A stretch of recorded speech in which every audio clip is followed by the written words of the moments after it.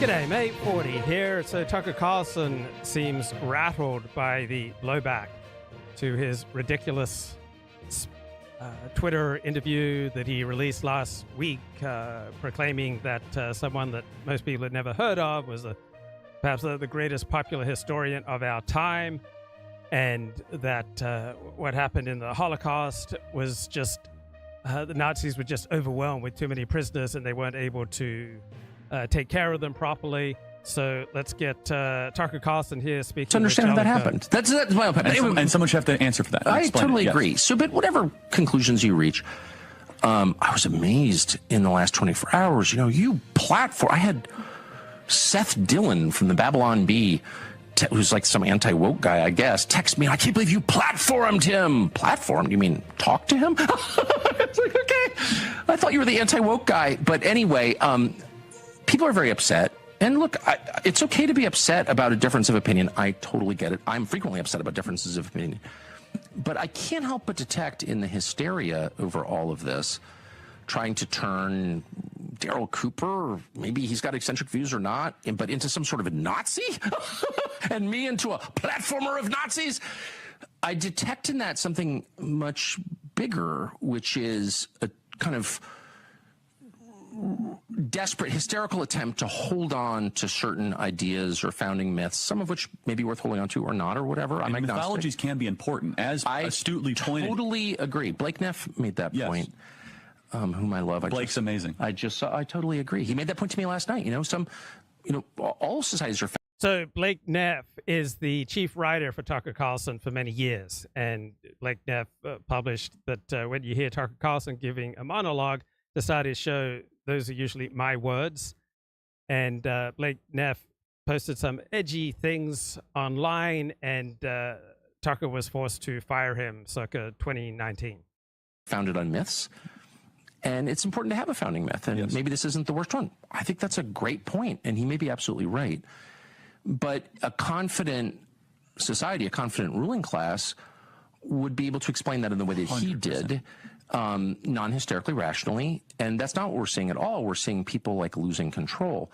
And I think that is sort of the point of it. They are losing control. For those that didn't listen to the episode quickly, what was the synthesis, would you say? I mean, synthesis was, well, we talked about all kinds of different things. Jonestown cult, which was something else. Completely the sadness of modern Britain, the destruction of Ireland, which is really a fixation for me because it's just so bizarre. Mm-hmm.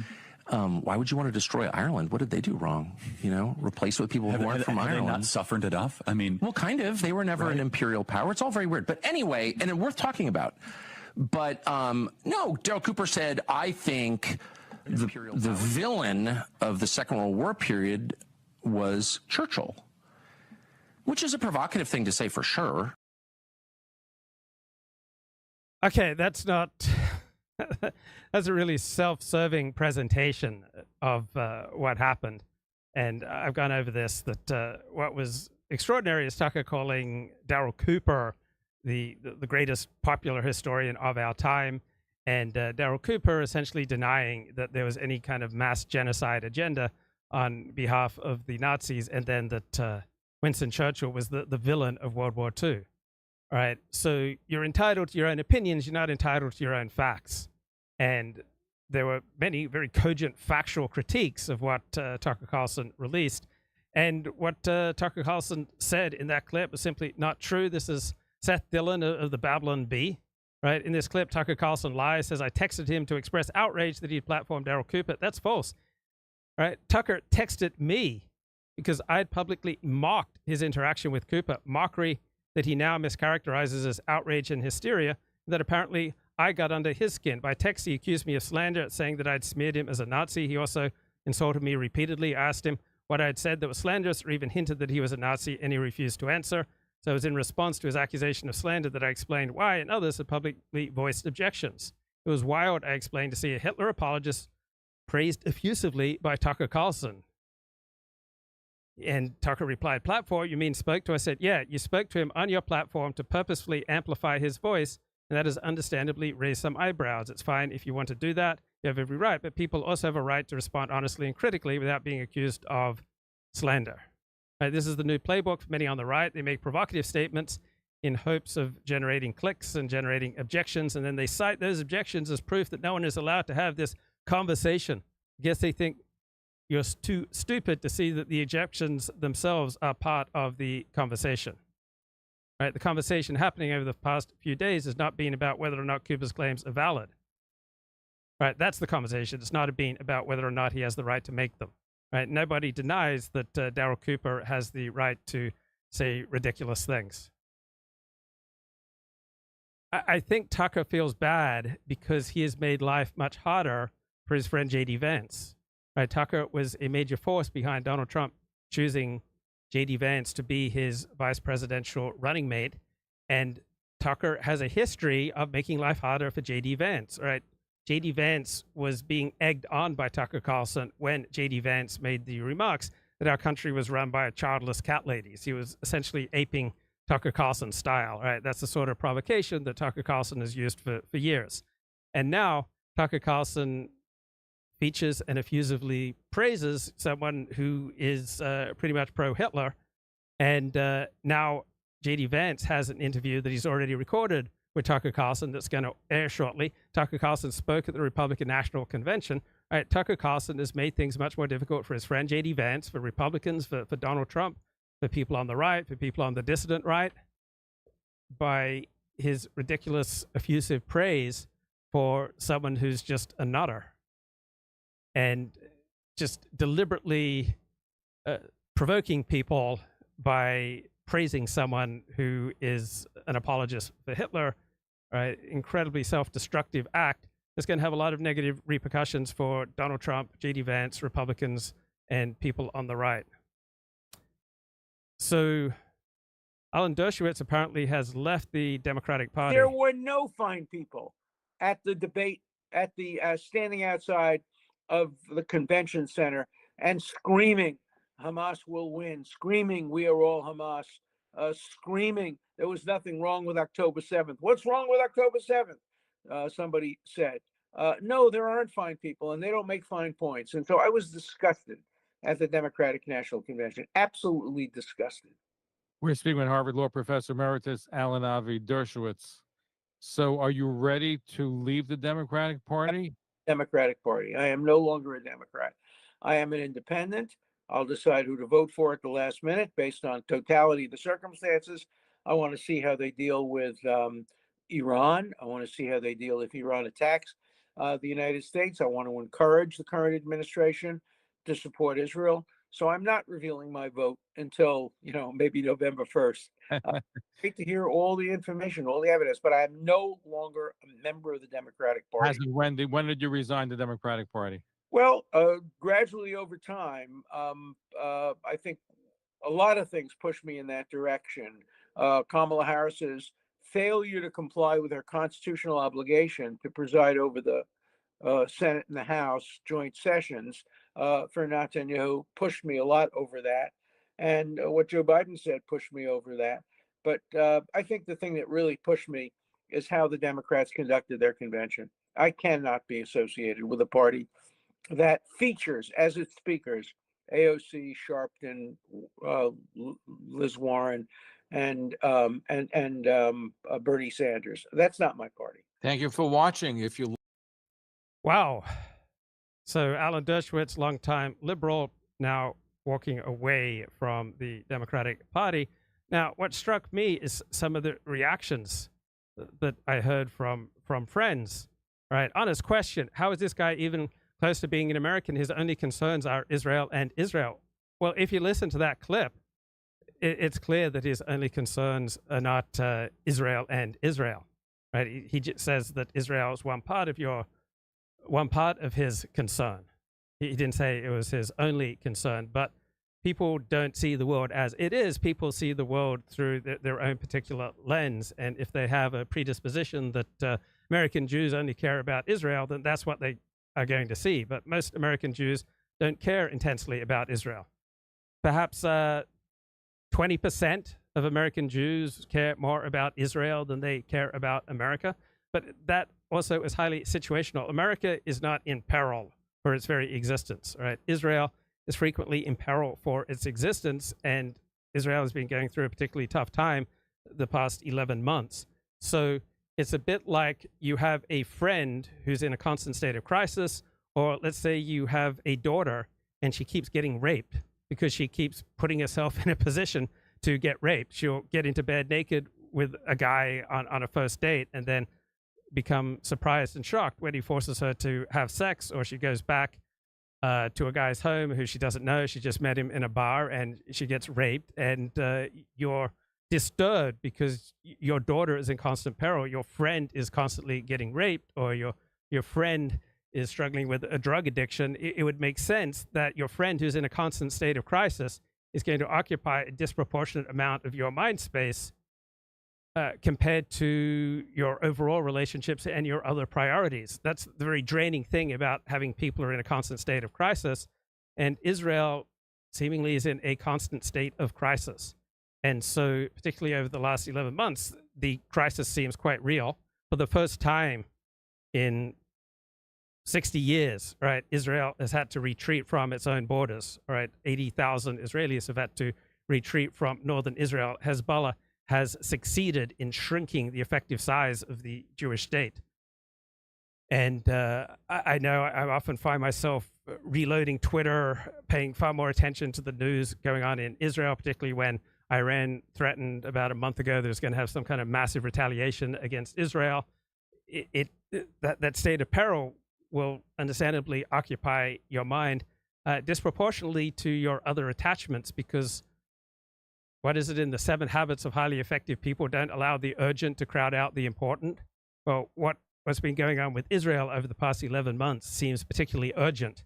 And it's understandable why for many American Jews it has crowded out perhaps even more important concerns, because what exactly can you do as an American Jew compared to going to live in Israel, right? There are very few opportunities to contribute to Israel living in the diaspora compared to if you make the choice to up stakes and move to Israel, right?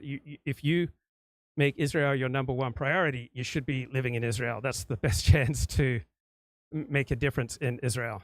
Dersh is all about Israel. His decisions is basically made on that one issue. Well, you can say that, but you can't say that based on what he talks about, right? He clearly stated in that clip that he has a whole range of things that are important to him, not Israel. Now, if you just have the lens that American Jews care more about Israel than about America, then facts are irrelevant, right? The fact is the majority of Americans don't care strongly about Israel, right? 1/3 of American Jews don't care about Israel at all, and 1/3 of American Jews only care about Israel mildly. And the fact that American Jews live in America shows that they usually don't make Israel their number one concern, right? If Israel is your number one concern, then you'll move to Israel. Now, what's going on in America has a profound effect on how American Jews relate to Israel. So prior to the 1960s, it was socially unacceptable to put any other group and any other nation state ahead of your loyalty to America. But then we had the rise of multiculturalism in the 1960s, and it became cool for certain groups to put their minority group concerns ahead of their interests in America. So this is true for Irish Americans, for Black Americans, for Jewish Americans, for Mexican Americans. That, for the first time, became socially acceptable. So at the same time, victimhood became socially acceptable and even praiseworthy. And so for the first time, you have groups competing in the victimhood Olympics. All right, my group suffered more than your group, and people began to glorify in how much they'd been victimized and started making a big deal of it, while prior to the 1960s, it was considered that was a loser attitude to present to the public, to focus on how much you've been victimized. So since the 1960s, it's become increasingly acceptable to put your minority group's interests ahead of America's.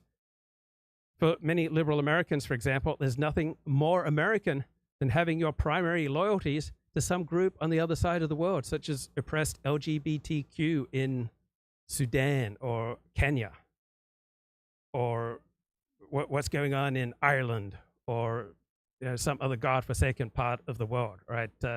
Traditionalists and conservatives tend to have concentric realms of loyalty. So their first loyalty is to themselves, then to their family, to their friends, to their community, to their city, to their state, to their nation, and then overseas. While for liberals, particularly elite liberals, they often have leapfrogging loyalty. So their primary concern might be oppressed LGBTQ in Africa, and then it might be to their mother, and then it might be to their profession, but their loyalties will leapfrog from family, friends, city, state, to the other side of the world.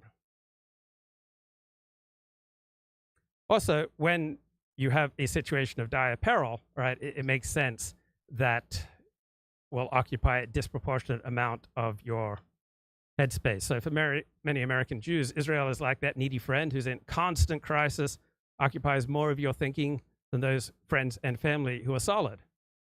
And you might have heard that expression, you can only be as happy as your unhappiest kid. I don't believe that's true, but I understand why people would say that and experience that, right? You didn't break that kid, and you can't fix that kid, and yet a disproportionate amount of your headspace might go to that troubled child of yours. All right, here is another clip. Owen Schroyer from Alex Jones's operation says, you can't make this up. During a segment shaming Lauren Chen for foreign influence, Ben Shapiro cuts to an ad for Israel. It's frustrating to get entangled in whatever it is she's accused of being involved in. Folks, our friends in Israel need our help now more than ever. If you're looking for a tangible way to support the Holy Land, you need to check out Art Sabah. Okay, first of all, there's a substantial difference between something that's clearly an ad and something that is not labeled as an ad. So if a foreign country is buying influence, right, and it is not acknowledged, right, you're not putting that up front, then yeah, it's a bigger scandal. Also, in most social circles in America, it is considered more legitimate to take money for advertising for Israel than to take money to underhandedly promote Russian interests, right? So in many social circles, such as Ben Shapiro's social circle, all right, it's far more socially acceptable to take money from Israel than it is to take money from Russia. So I don't consider this some major gotcha. All right, there's all the difference in the world between publicly disclosing something and taking money from a foreign power that isn't obviously disclosed. All right, what else do we have here? Iran supports her, I support her. I'm a Jewish Democrat and I'm voting for Kamala because if Iran supports her, I support her. I'm a Jewish Democrat voting for Kamala. Democrats only hate that I'm a Zionist, not a Jew. I'm a Jewish Democrat voting for Kamala because, well, Jews vote Democrat. I'm a Jewish Democrat and the squad are a vocal part of my party. I'm not worried about the rampant Jew hatred. What's the problem? I'm a Jewish Democrat voting for Kamala because she cares about Israel and Gaza. I'm a Jewish Democrat, and even though Democrats didn't want Shapiro to embrace his Jewish identity, I'm sure they have my best interest at heart. I'm a Jewish Democrat voting for Kamala when it comes to Israel, despite Donald Trump moving the embassy to Jerusalem, the historic Abraham Accords, Biden and Kamala flip-flopping on Israel, but I'm convinced Kamala will do a better job. I'm a Jewish Democrat. My grandparents left communism. Embracing similar ideas won't lead to the same problems. I'm a Jewish Democrat and I'm voting for Kamala because I don't want Trump and neither does he. I'm a Jewish Democrat, and because I've been calling Republicans white supremacists for years, I've completely ignored the anti-Semitism in the Democrat Party. I'm a Jewish Democrat voting for Kamala. If I don't, my friends will judge me. So Jews are disproportionately influential in America. So if there's even a 5% swing from Jews from the Democratic Party to Donald Trump and the Republicans, that would be incredibly significant. Should AIPAC be registered as a foreign lobby? Yes, absolutely. I believe AIPAC should be registered as a foreign lobby, and I don't support subsidizing Israel. I believe that Israel is strong enough to stand on its own 2 feet. So I don't believe the United States should be giving aid to Israel. And I think that the Israel-American alliance is a little too close, both for America's best interests and for Israel's best interests. The interesting segment there of that video, why do progressives like Islam? right? Where do you have groups like Queers for Palestine? It's bewildering because obviously people who are out as being gay in Palestine are not going to fare too well with Hamas. So there are just so many logical reasons why pro-Islamic progressivism is absurd, whether it's the rights of women in Islamist societies, the rights of gays, right? Why on earth is this going on? And there's a philosopher, Michael Huemer, who has, I think, the best explanation, right? And what keeps progressives on the side of Palestine and Islam is that they share a common hatred of America, right? Why do leftists like Islam? They like that Islam hates America. They like that Islamic extremists hate America. That's what really matters to them. So it's more important to people on the left to hate America than to recognize democracy or free speech or to treat women or gays like human beings. Right? The far left's hatred of America is not explained by America's mistreatment of this or that group, or else they would hate the countries that treat those groups far worse. Right? The left's hatred of America is a fundamental ideology. Their complaints about America's alleged oppression of minorities not driven by concern for those minorities. They are just a tool for attacking America. That is why woke activism doesn't focus on practical steps to improve the lives of minorities. For example, programs to reduce out-of-wedlock births, to increase graduation rates, to reduce gang violence. Right? The left focuses almost entirely on convincing everyone that America is evil. So why do extreme leftists hate America? It's strange. Right? What trauma have left-wing extremists suffered that has left them with such a deep-seated resentment toward their own society? Because most people, most of the time, through most of history, regardless of the society they live in, have a very strong bias in favor of their own society. So it is strange that people on the far left hate America. It's also strange that people on the far right hate America. All right, this is season 2 wrap-up show. We think it's funny. Because what's you? I said it was me. I was kidding around with you. Okay, this is important. So I love pranks and provoking people, but I had a therapist who explained to me that when I provoke people, right, I'm hurting them. And you should not needlessly go around hurting people, even if it's really funny. No, he was okay with it. I have a story in the same vein. I was doing a comedy festival in Scotland with a comedian, very funny comedian, Rachel Feinstein. She and I were both on this bill, and we were both brought out from America to do this thing. And she was, I said to the concierge, "Did Rachel check in yet?" They said, "Yeah, she's in her room." I said, "Can you do me a favor? Can I get on the phone? Can you call from the desk and let me pretend that I work here and talk to her?" And they said, "Sure." I said, "I'm one of the comedians. She's a friend of mine." "Sure." So I call her up and I put on a Scottish accent. I said, "Hello, are you Rachel Feinstein?" "Yeah." "So, you're booked in with the comedy festival, but they've not paid for you to watch television in the room, and our indicator shows that your TV has been used. Is that correct?" And she goes, "Yeah, I mean, I came in, I took a chance, and she goes, "Yeah, I came in, just, put on the TV." "Right. So I don't know how things work in America, but here in Scotland, if you don't pay for something, you're stealing, and you've not paid for the TV." And she goes, I've never heard of anything like this in my life, but how much is it?" I said, "Well, it's £20 a day, and you can watch as much TV as you like, but you need to pay in advance. So right now you're in violation of that because you've gone up and used it already." She says, "Okay, well, look, I've had a long flight. What do I have to do?" I said, "Just come down, pay the £20, and you'll be good to go."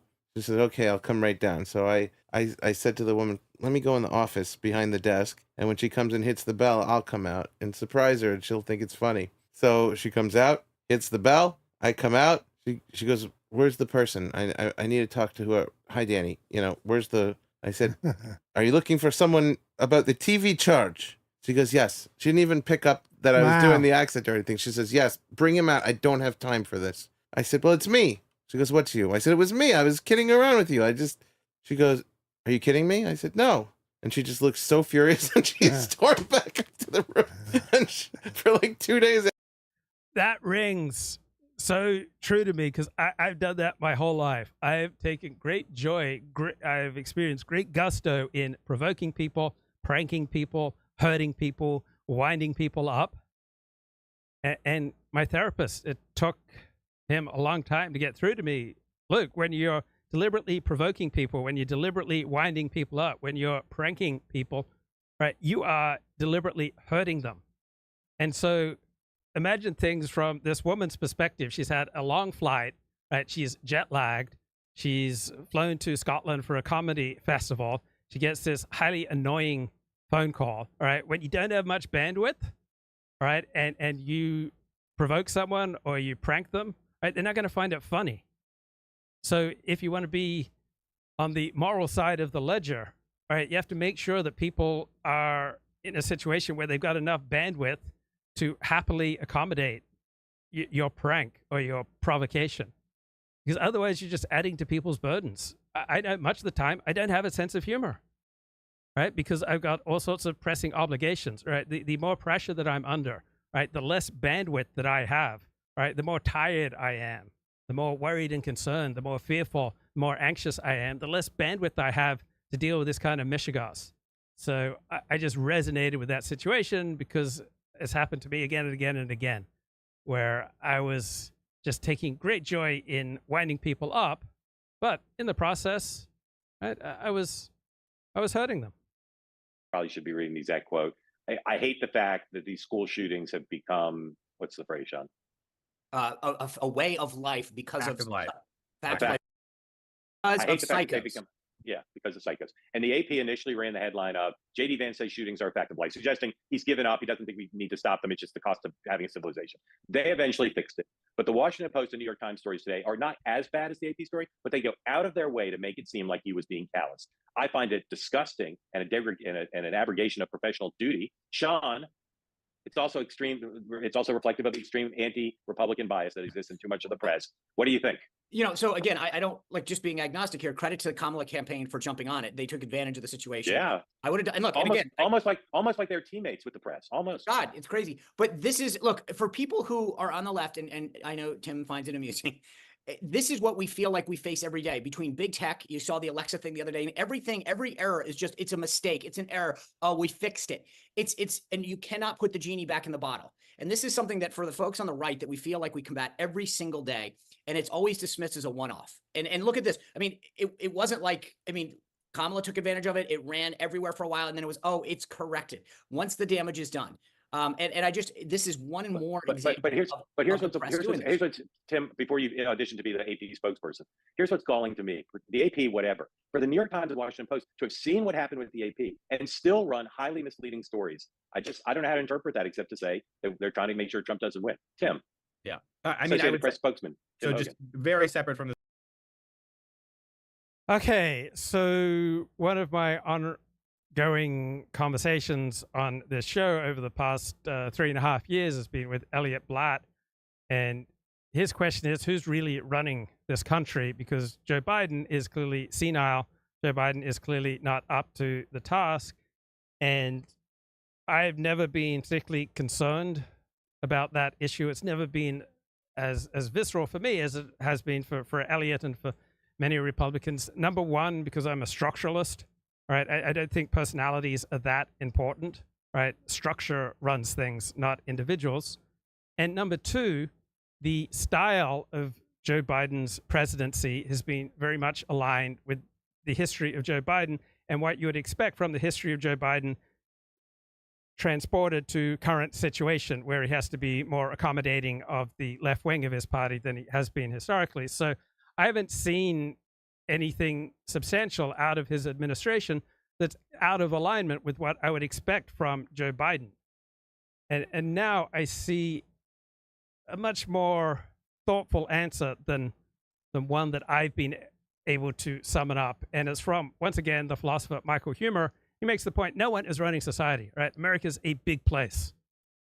And no one person is running the show. And so he gives some examples of bogus conspiratorial thinking. Recently saw a video on the surface of Mars. The top commenters were from people saying the video was obviously fake. They're just trying to distract us with stories about Mars so that they can take away our freedoms here on Earth. So I have no time for 9/11 truthers, people who believe that George W. Bush deliberately set bombs to the Twin Towers so that he could carry out his nefarious agenda. I have no time for people who deny that the moon landing. I have no time for people who believe the Earth is flat. And I'm not a fan of this distraction theory, all right? Distraction theory is a popular one, presumably because it works for anything, right? Any news story that attracts attention can be called a distraction, right? This is lazy conspiracizing, right? While Joe Biden was still running for president, people were saying that he was a puppet controlled by some other forces. So a popular theory on the right is that this was Obama's third term. And I never believed that either, because Joe Biden has governed in a distinctly different way from Barack Obama. I mentioned to a friend some of the examples of Trump saying extremely stupid things, and she just says, this just confirms that politicians aren't really the ones in charge.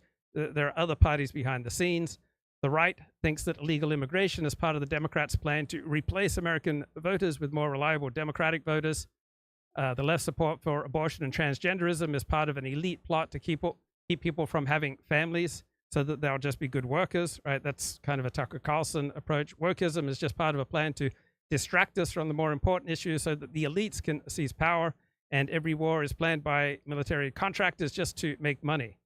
So this seems like a cognitive disorder, the brain just going haywire and losing touch with reality. I agree with these critiques, because I think all of these conspiracy theories are completely bogus, right? Some conspiracy theories are obviously crazier than others, but there's no clear line between the crazy and the non-crazy ones, right? They just gradually shade from the mildly implausible to the ludicrous, right? So what's wrong with this sort of thinking? So many conspiracy theories betray extreme field-specific ignorance, like the theory that President Obama was running child slave colonies on Mars, right? That shows complete ignorance about the state of space flight technology, right? So it's very common for conspiracists to lack basic knowledge of fields related to their conspiracy theories. Then another problem with conspiracy theories is that people tend to be quite unrealistic about ordinary human psychology. So every time there's some major terrorist attack, right, there are always these people claiming that the attack was planned by the victim or the victim's government, so that 9/11 was planned by George W. Bush, or the 9/11 or the October 7 attacks were planned by Israel. And whenever I hear this, I know I'm dealing with a nutter, right? Because there are very few people with such an extreme commitment to an ideology that they'll carry out terror, right? So just being a terrorist selects you as being one of the few out of millions of people in a society. And it's highly unlikely that if you elect a leader, that leader would just happen to turn out to be one of these extremists. Also, terrorists support this kind of violence against the out-group, not against the in-group. So to have a leader planning a false flag terror attack on his own people would require the leader to be essentially a psychopath. There aren't that many psychopaths. It's highly unlikely that the president would just happen to be one. So conspiracy theorists don't tend to see the difference between someone supporting government military action against an enemy and someone supporting false flag attacks on their own group, right? So attacking the enemy is just a normal part of being a normal hawk in foreign policy, which many people are, right? Attacking your own group is highly unlikely. Carrying out a conspiracy like this requires that you have to work with many people, right? It's hard to find enough sociopaths to work with you without accidentally revealing your plans to any non-sociopaths.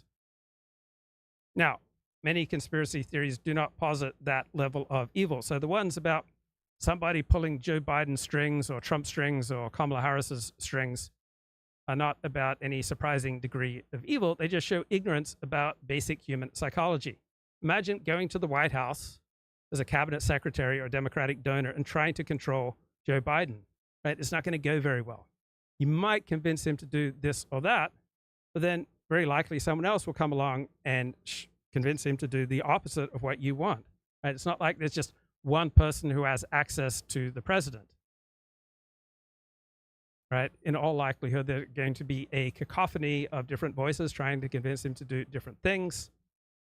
in all likelihood, Joe Biden will disregard all advice and do crazy things that none of his advisors want, like running for a second term or agreeing to debate Donald Trump. Right? You don't have to know Joe Biden. You just have to know people. Right? This is what people are like. People don't just do what you tell them.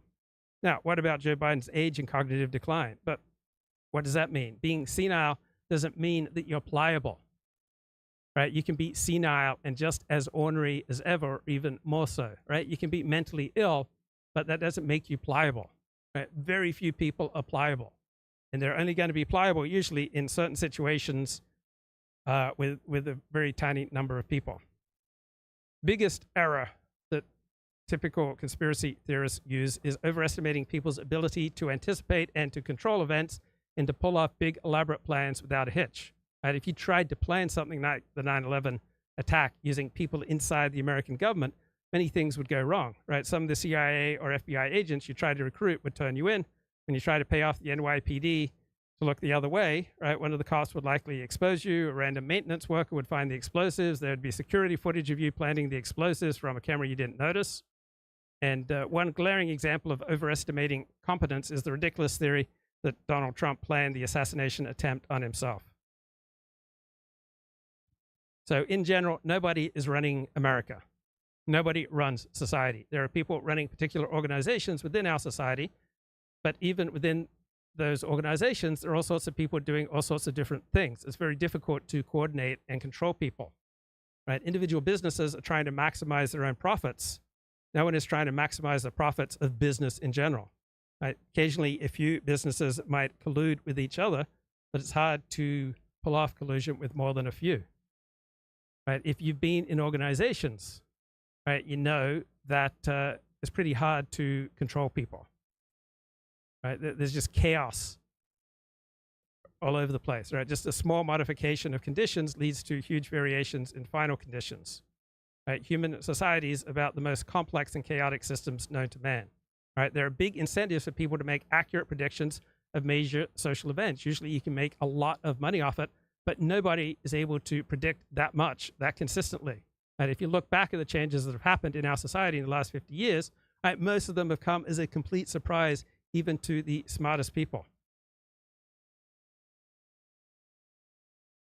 So why do people go for these ludicrous conspiracies? Right? Perhaps people's innate social perception is finely calibrated for their individual interactions, and they don't understand people that they've never personally interacted with, and they don't understand society as a whole. Many people have a way of thinking that explains events through intentions and desires. So when you have intelligent people, they have intelligent designs, and you overemphasize the power of the intentions of smart people. Right? Modern people now know it's a mistake to invent motives behind natural events such as lightning or an earthquake. They don't realize it's also a mistake to invent purpose behind chaotic social events. But probably the real primary reason for people to believe in these bogus conspiracy theories is the pleasure that you are one of the small number of people in the know. Right? You get to be cynical, right? And that's a great deal of fun for people who are losing at life. Right? You get to signal that you are not easily taken advantage of, when in reality, you're probably being taken in by some obvious huckster like Alex Jones.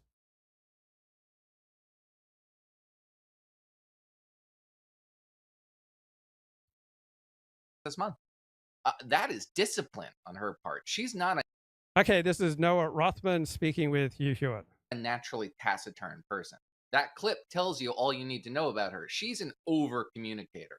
She talks before she has a thought to express and keeps talking until she finds the thought she wants to express. Her campaign is keeping her buttoned up and tight-lipped. And that's not something that's going to last in a Harris presidency. I imagine we're going to see a lot of a Harris president, probably more than we would even like. No, I don't think I have to worry about it, because I really do think the engine fell off last Thursday night in CNN interview, and she stalled out and is plummeting. David Chalian, who I've worked with for a long time, very fine guy. He is leading analyst for CNN at Polls, was on yesterday with Kate Boudon cut number 30. Let's play David so that Noah can comment. If you look at the white voters without college degrees, this is a Trump base constituency, obviously. You see his huge numbers with this group. You see that this is a trouble sign for Harris. She also, in a place like Georgia, is not doing well with white college-educated voters.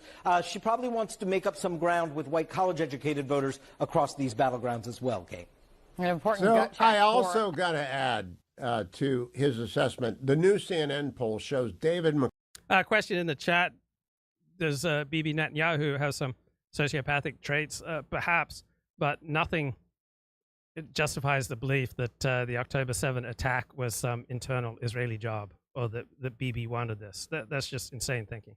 McCormick tied with Bob Casey, 46-40. So David McCormick used to run Bridgewater Group, which was the largest hedge fund in the world for many years, started by Ray Dalio, and I just read a book on Ray Dalio and the Bridgewater Group. And David McCormick, who's running for the U.S. Senate in Pennsylvania against Bob McCormick, is the former CEO of Bridgewater. 36. I did not expect McCormick to ever tie him in the polls. I expected he would win because of polling response some bias. interesting information. Yeah. Go ahead. What do you think? Yeah, so I was going through some of the exit polling from 2020 last night, and that represents those totals in that poll. If they were borne out on election day, represent a really significant improvement for Donald Trump with white working class voters. Joe Biden, for all his faults, chewed into non-college white males in particular, but white non-college generally, and kept the deficits down. For example, in Pennsylvania, it was under a single-digit deficit between the two candidates. And Kamala Harris underperforms with this demographic. Donald Trump naturally overperforms with it.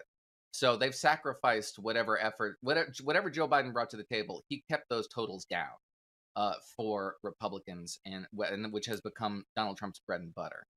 That is a real significant deficit in the Rust Belt in particular, in states like Michigan, Wisconsin, Pennsylvania.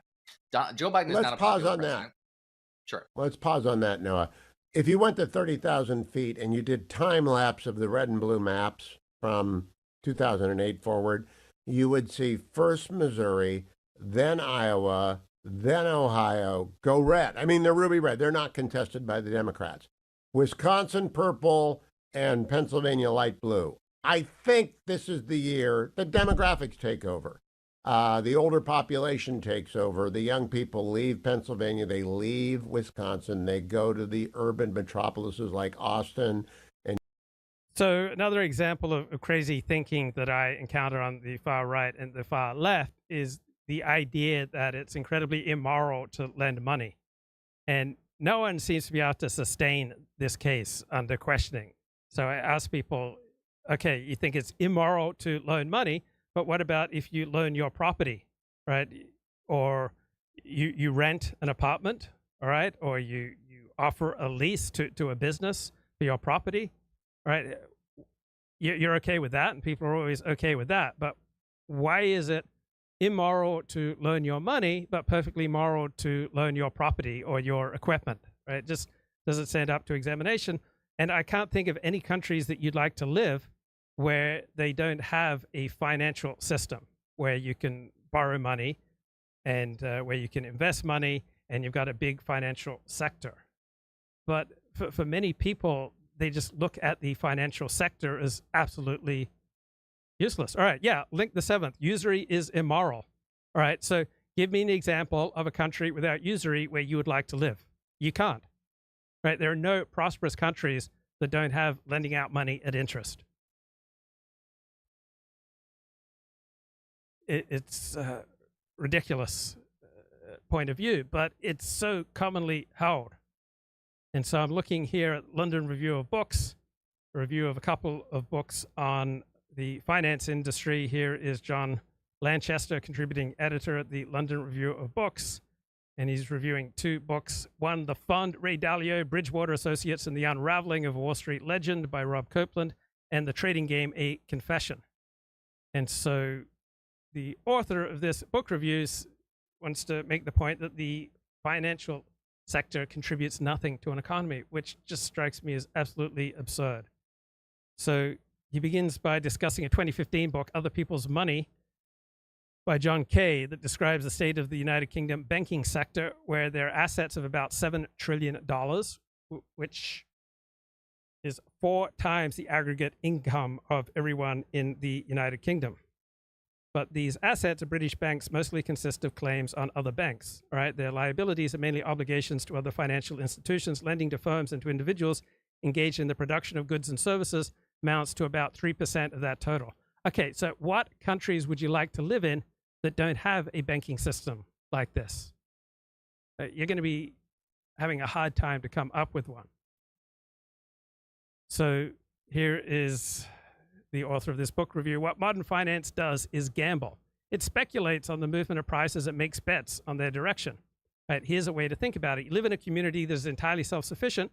It produces 1 cash crop a year consisting of 100 crates of mangoes. In advance of the harvest, because it's helpful for you to get the money now and not later, you sell the future ownership of the mango crop to a broker for $1 a crate. The broker immediately sells the rights to the crop to a dealer, so a rumor that thanks to bad weather, mangoes are going to be scarce and therefore extra valuable, so he pays $1.10 a crate. Then a speculator on international commodity markets hears about the rumor, buys the future crop from him for $1.20. Then a specialist momentum trader who picks up trends in markets and bets on their continuation comes in and buys the mangoes for $1.30. Then a specialist contrarian trader picks up the trend in prices, concludes that it's unsustainable, and short sells the mangoes for $1.20. Other market participants pick up on the short selling, bid the prices back down to $1.10 and then $1. Further speculator hears that the weather this growing season is now going to be favorable for mangoes, so the crop will be particularly abundant, shorts the price to 90 cents, at which point the original broker re-enters the market, buys back the mangoes, which causes the price to return to $1, at which point the mangoes are harvested, shipped off the island, and sold on the retail market, where an actual customer buys the mangoes for $1.10 a crate. Notice that the final transaction is the only one in which a real exchange takes place.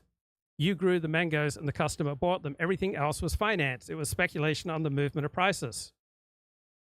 So the total value of all the economic activity in the world is estimated at $105 trillion. That's the mangoes.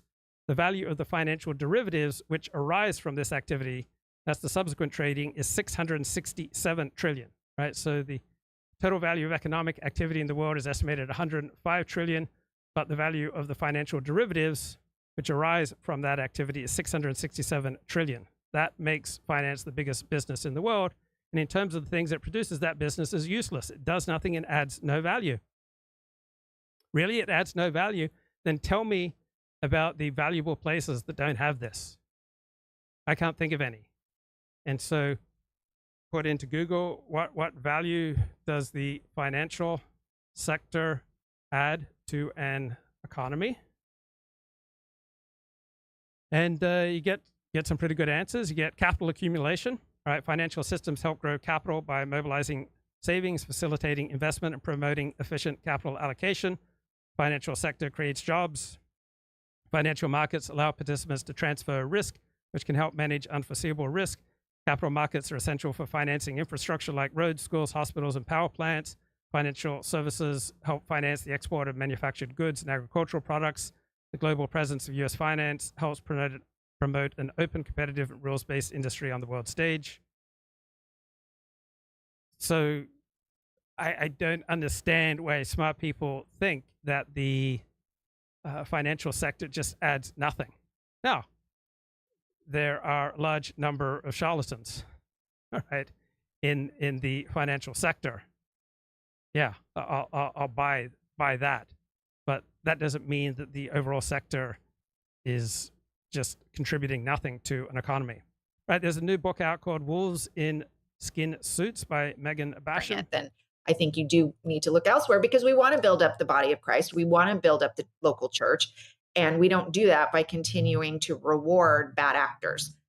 I mean, that sounds tough, but I do think that that's been a big part of the problem, is that we have not wanted to have some tough conflicts that I think are biblical conflicts. I think we see the Apostle Paul confronting the Apostle Peter and saying, hey, you're bringing legalism into the church and you're joining with these guys who want to add law to grace, and we're not going to be a part of that. And we don't have those kind of tough conflicts anymore. you don't hear a lot of like, would that my opponents were castrated Right. these days from modern pastors, but that is in the Bible. Yeah. I didn't go nearly that far. I was gonna say, yeah, you were just like tame compared to Paul. Come on, guys. Maybe just the reason why you felt compelled to write it. We don't have to go through the whole thing, of course, in summary, but just what muse was speaking to you that you had to do this? Well, I mean, like so many other people in evangelicalism, I started to notice a few things, maybe starting around 2018, that were setting off alarm bells. I think the first one for me was the Me Too movement. I noticed people in the church, high profile evangelical leaders, pastors, talking about the Me Too movement in the exact same way that I heard the culture talking about it. So rather than doing the strange alien thing of looking at scripture and talking about why we're to maintain sexual purity and why hookup culture and the cosmopolitan Helen Gurley Brown approach to women's sexual empowerment has been so damaging to women, instead they were just kind of adopting that same language of trauma and turning women into the oppressed versus male oppressors. And so much of it struck me as just not at all biblical. And then in 2019, like so many other people, I had never heard of critical race theory and didn't even really know what that term was. But I did know that the children's ministry director at our church sent out an email about how we could talk to our kids about their white privilege. And then that turned into the 2020 Black Lives Matter riots. And we saw how the church handled COVID. And so it just felt like on so many different fronts, I was seeing this very worldly ideology, a progressive approach to all kinds of issues being baptized with churchy language and smuggled into ministries and trickling down to people in the pews in ways that struck me as just incredibly unbiblical and indefensible. And in other cases, maybe it was defensible, but it was debatable, and things that, Christians should be able to say, I don't know, we have different opinions on what our immigration policy should be. And instead that was being pushed in a legalistic way. So all of that just became a huge concern, started writing about it. A lot of that writing went viral. And then a publisher approached me and said, hey, you should write a book on this stuff that you've been talking about. Oh, I see. Yeah, that's excellent.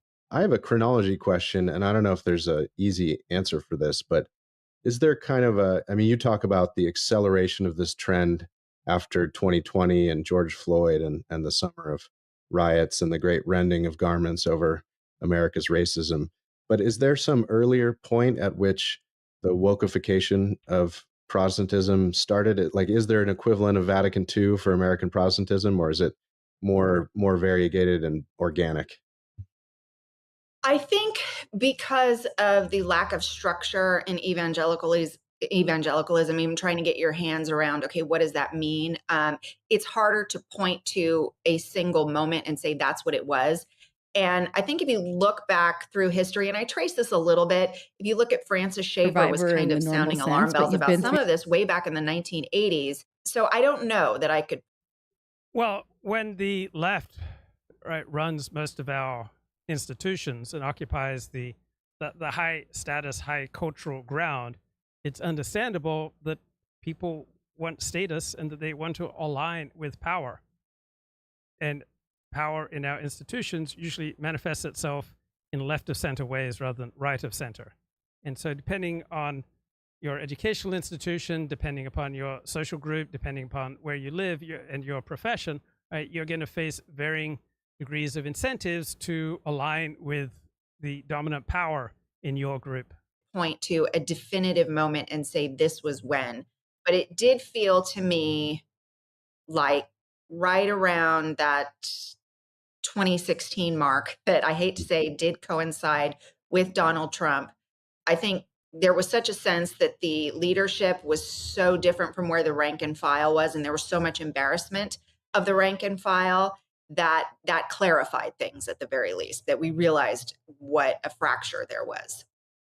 I've got a question, Megan, about those like debatable topics. I think you mentioned immigration as one of them, because I really vividly remember an experience somewhat similar to one of the ones you described during COVID, of hearing the pastor of our very sort of evangelical tinged Presbyterian church hosting this conversation like a teach-in, basically, on critical race theory in the height of the George Floyd hullabaloo, and thinking just like, where is this coming from? Because he had actually not been one of the ones to more, just repeat kind of leftist talking.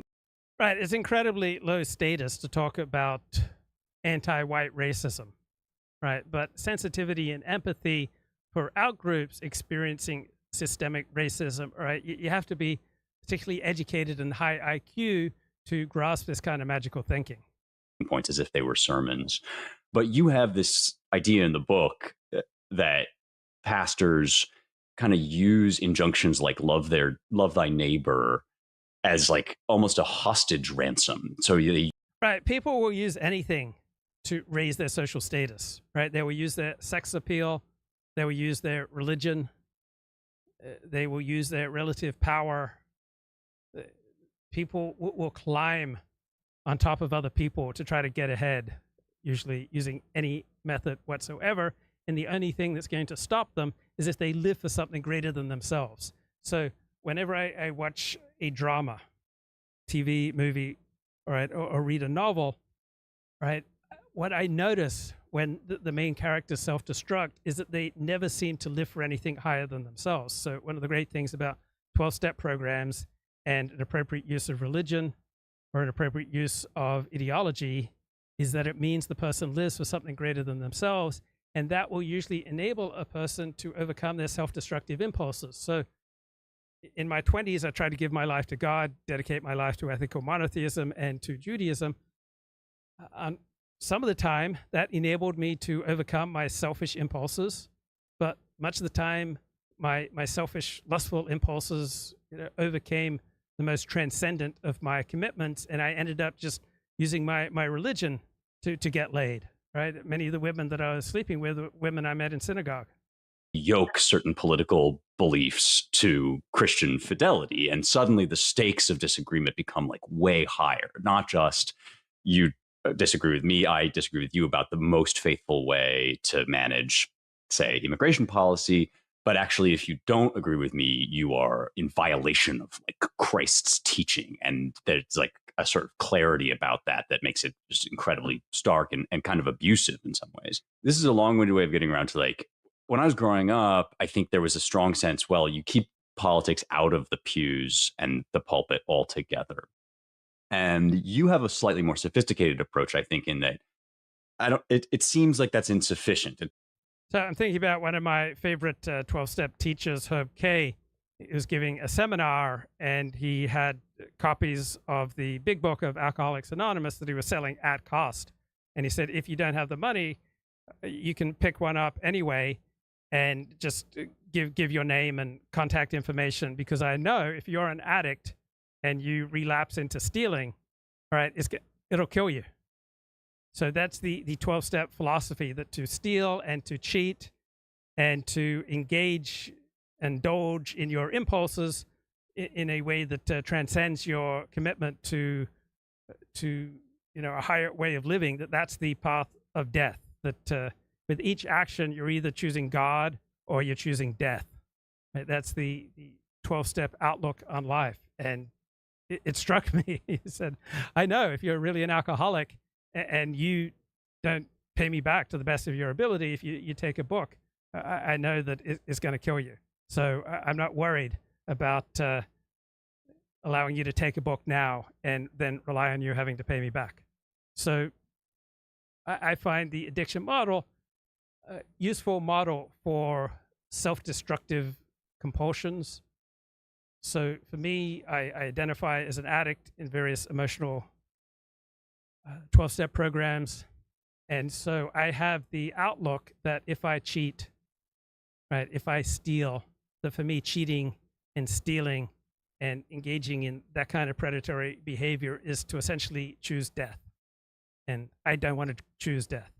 It doesn't seem like Christians can like refrain from engaging in political matters or asking about how religion kind of connects with faith and scriptural fidelity. But could you speak to that a little bit? Like, what's a better approach for churches in 2024 in the post-Trump era or the Trump era redux for dealing with politics from the pulpit?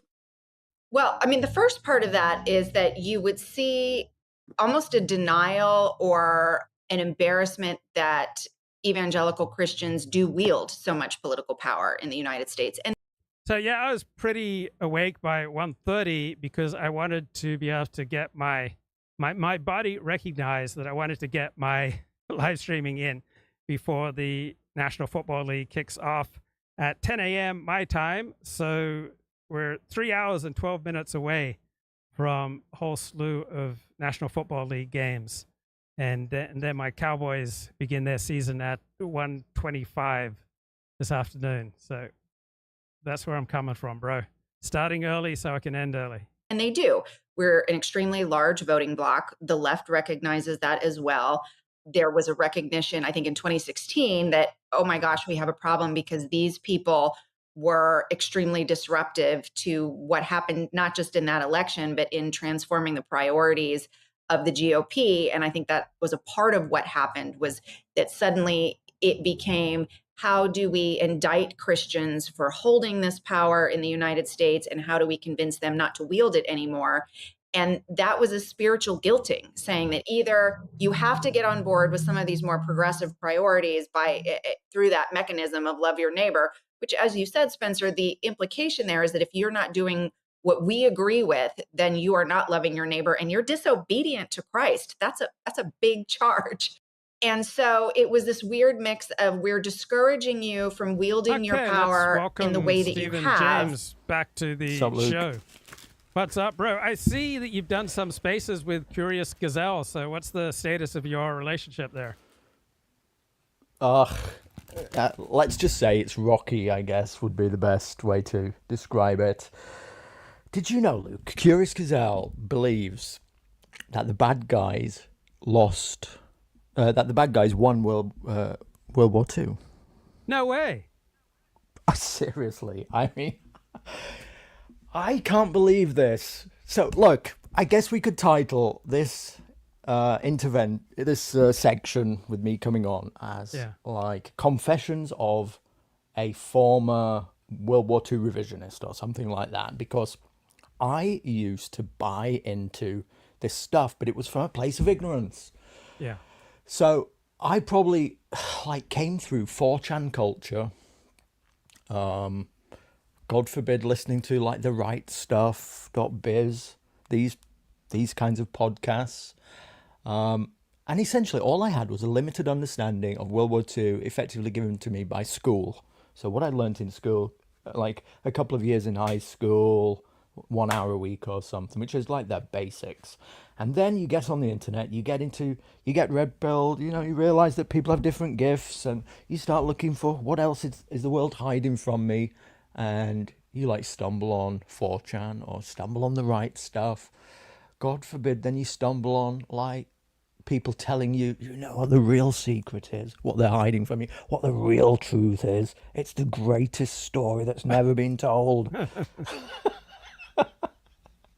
And so you watch something like this and your eyes are, the scales feel like they're lifted from your eyes, and you're like, oh my God, I finally learned the truth. But now, go ahead. Finish your thought. Okay. Now, recently, I've realized, I don't know how I went down this track, but recently realized that looking into everything, none of these explosive ideas about the Second World War revisionism stack up really. Now, I feel like they're built upon a house of cards. Every time I encounter most of the arguments, I feel like they are emotional arguments. It's all based around wishful thinking and a fairy tale idea of an alternate reality in what would have happened if Britain hadn't fought the Nazis in World War II. And then it's all based around the claim that obviously the post-1960s liberal order is all to blame for World War II. Anyway, what did you want to say, Luke? You were going to interrupt me. So so you blame this World War II revisionism on ignorance, and I think it's, I'm going to the psychological level. It's a manifestation of a lack of normal human connection. So the important thing about World War II revisionism and what it does for people is that it gives a feeling of pleasure and a feeling of superiority, that you know something that other people don't, therefore you are a superior person, you are a braver person, you are willing to look difficult truths head on. So I think the most important thing about these kind of bogus conspiracy theories, what they primarily do for people is that it gives them a sense of superiority, and it helps them hold themselves together in the face of an otherwise unsatisfying life. Yeah. So at the time, I wouldn't say that I ever felt like I was being superior, but I tell you what it was exciting. Yes. To learn these things. It was, like I was digging into truth. I remember at one time, probably like searching on YouTube for the most banned conspiracy or something. I'd type these words in, what they don't want you to know, and this type of thing. And this was exciting to find out that there was like a hidden story that was being suppressed. And that title of the documentary, that is in hindsight is so cringe and so poorly put together. The Greatest Story Never Told by some English Wignat, Dennis Wise, back in like 2015, is the title of it is so engrossing, so alluring. The Greatest Story Never Told. And when you discover this, you're like, whoa, oh my God, dude, what the heck? They've been lying to me. And right, so this is exciting. Yeah, but I want to push you to go deeper, but I don't want to push you into my explanation. Try to delve into why it's exciting, because I would contend to you, Stephen, that if you were in medical school, or if you were in law school, or if you were married with 3 kids, that it would not be nearly as exciting. So how do you understand why it's so exciting? Because for people in the situations that I just described, it would not be nearly as exciting. Yeah, okay. I guess I was young, so my explanation is different. Mine is like I was like a teenager, basically, Luke. So I guess this is different. I don't know. Maybe if I'd have found this stuff earlier on, so maybe immaturity is on my point. Maybe your analysis isn't quite appropriate for me because I was still young. I was looking for exciting things and this kind of stuff, and just a bit of immaturity at the same time. Do you think if you'd had a girlfriend in a satisfying relationship that was headed towards marriage, that you would have found it as exciting? Hey, I don't know. Rather than go into that though, what I did want to say was, at first, by the way, I remember feeling like deep within me, because these documentaries that these people put out, they're essentially like atrocity propaganda as well. Like, have you seen this Europa: The Last Battle or whatever? Yes. It's all about it's like the World War II equivalent of what they're doing now with Gaza, dead baby porn, basically. It's wall-to-wall atrocity porn. It's shocking. So I do remember at the time going through the phase of being like revolted by it. So it's a weird like psychological process, revolted by, oh my God, this is revolting. And are we the bad guys? Oh my God, what if this is true? And then coming out the other side and just finding it exciting to learn these truths. But the problem is none of it stacks up, and it only takes a little bit of research to put the pieces together, the facts that nobody really disagrees with, and nobody can explain to me, Luke. And I've been trying to get answers from these people recently. Nobody can explain to me who put the gun to Adolf Hitler's head in 1939 and made him invade Poland. So this entire house of cards is built upon the idea that basically Britain somehow forced Germany into this series of events in which he invaded Poland, and they like diminish what happened in Poland to like a border dispute gone wrong or something. But no serious historian, when you look into the facts, attempts to play down what happened, like the horrors meted out to the Polish people by the Germans. I mean, like there's basically 2 million Poles deported, estimates of a death toll between 1.5 million to 2 million, not even including Jews. Okay, these are just ethnic Poles. So even if you're the most ardent, even if you're the most anti-Semitic Wignat on the internet,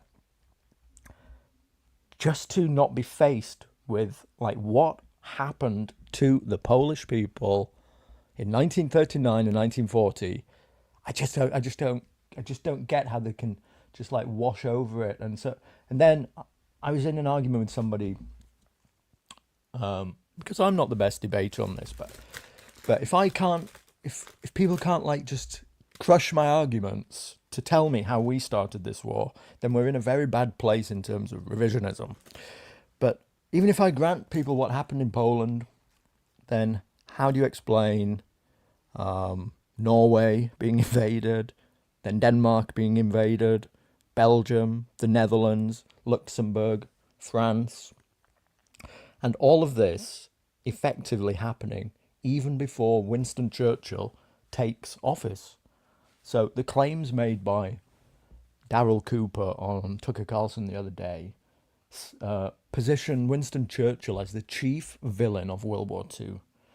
But most of these revisionists, like social media, Twitter revisionists, have no idea that Winston Churchill wasn't even in the cabinet until Britain declared war, let alone the prime minister.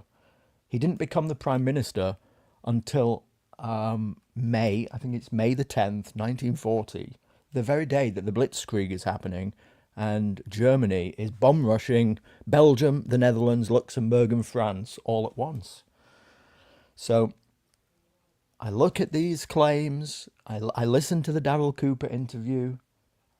I mean, they're obviously absurd on the face of it, but I'm trying to look at it from myself back, years ago, where I was finding these arguments alluring and enticing and exciting, and trying to position myself in, well, how do you come to this idea that Churchill was the villain? And it comes down to something about the fact that Churchill effectively, he could see Germany rearming. He could see it coming. And so he was giving speeches in Parliament saying, the Germans are rearming. The Germans are breaking the Treaty of Versailles. They're increasing their army.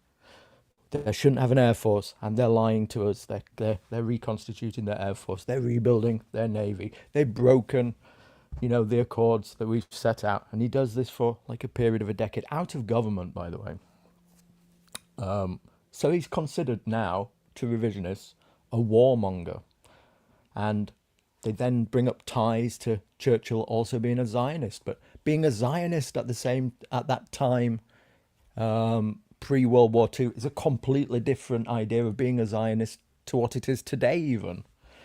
Anyway, do you want to jump in, Luke? Yeah. Am I making any sense? Yeah, so I see this primarily as a psychological issue. Another explanation, I think, or another question is, why do people with the same level of interest in the topic, why do some people get a feeling of excitement when they are exposed to the revisionist perspective, and other people get a feeling of revulsion? And I think part of what's going on here is the people who are excited are fundamentally not just discontented with their own lives, they have a huge reservoir of loathing for their own society due to their own failures in life.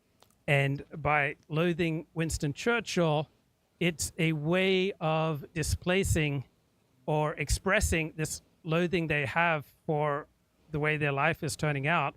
It's a way of loathing society. You are displacing your feeling of frustration with your own lack of success in life at your society.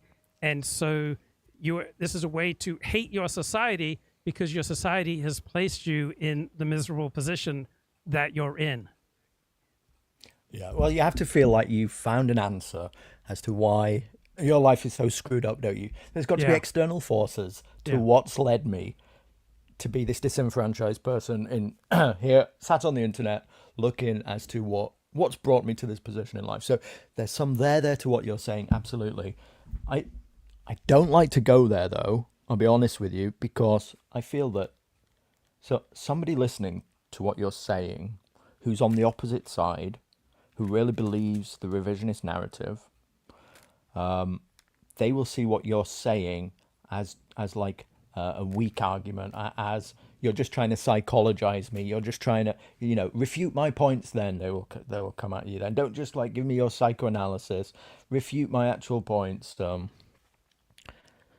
this is why I get your objection. But how do you explain the difference between two people equally interested in the topic? How do you explain those who immediately feel revulsion at the revisionist argument as opposed to those who automatically feel excitement? I think there's a fundamental difference in the life situation between the two camps. Sure. And that explains the feeling of revulsion versus the feeling of excitement. But how do you understand that difference? Well, I mean, I've told you I did go through both, looking back upon it. Yeah, I did go through both. And I also went through the feeling of revulsion of like, wow, does this therefore make me a Nazi? Oh my God. I discuss, what a thing to even consider, to start considering, wow, we're like the bad guys in World War II. Oh my God. And therefore it's hard to explain. I'm not sure I can help you with this analysis. Let me jump. Would you agree that anyone who is positively disposed to either communism or Nazism and lives in a first world country such as the United States or Great Britain, that they must fundamentally hate their own society? Yes, absolutely. Yeah. And this is connected to why does the left like Islam? Because on the face of it, the left and Islam have nothing in common. The left is all about rights for minorities and for gays and for women, and Islam is opposed to those things. But the reason that the left likes Islam is that Islam hates America, and the far left hates America. And so they resonate with Islam's hatred of America and first world Western civilization. This is the glue. What do you think of that? Yeah. But I mean, in their minds, though, Luke, they are tying together narratives that they believe to be true.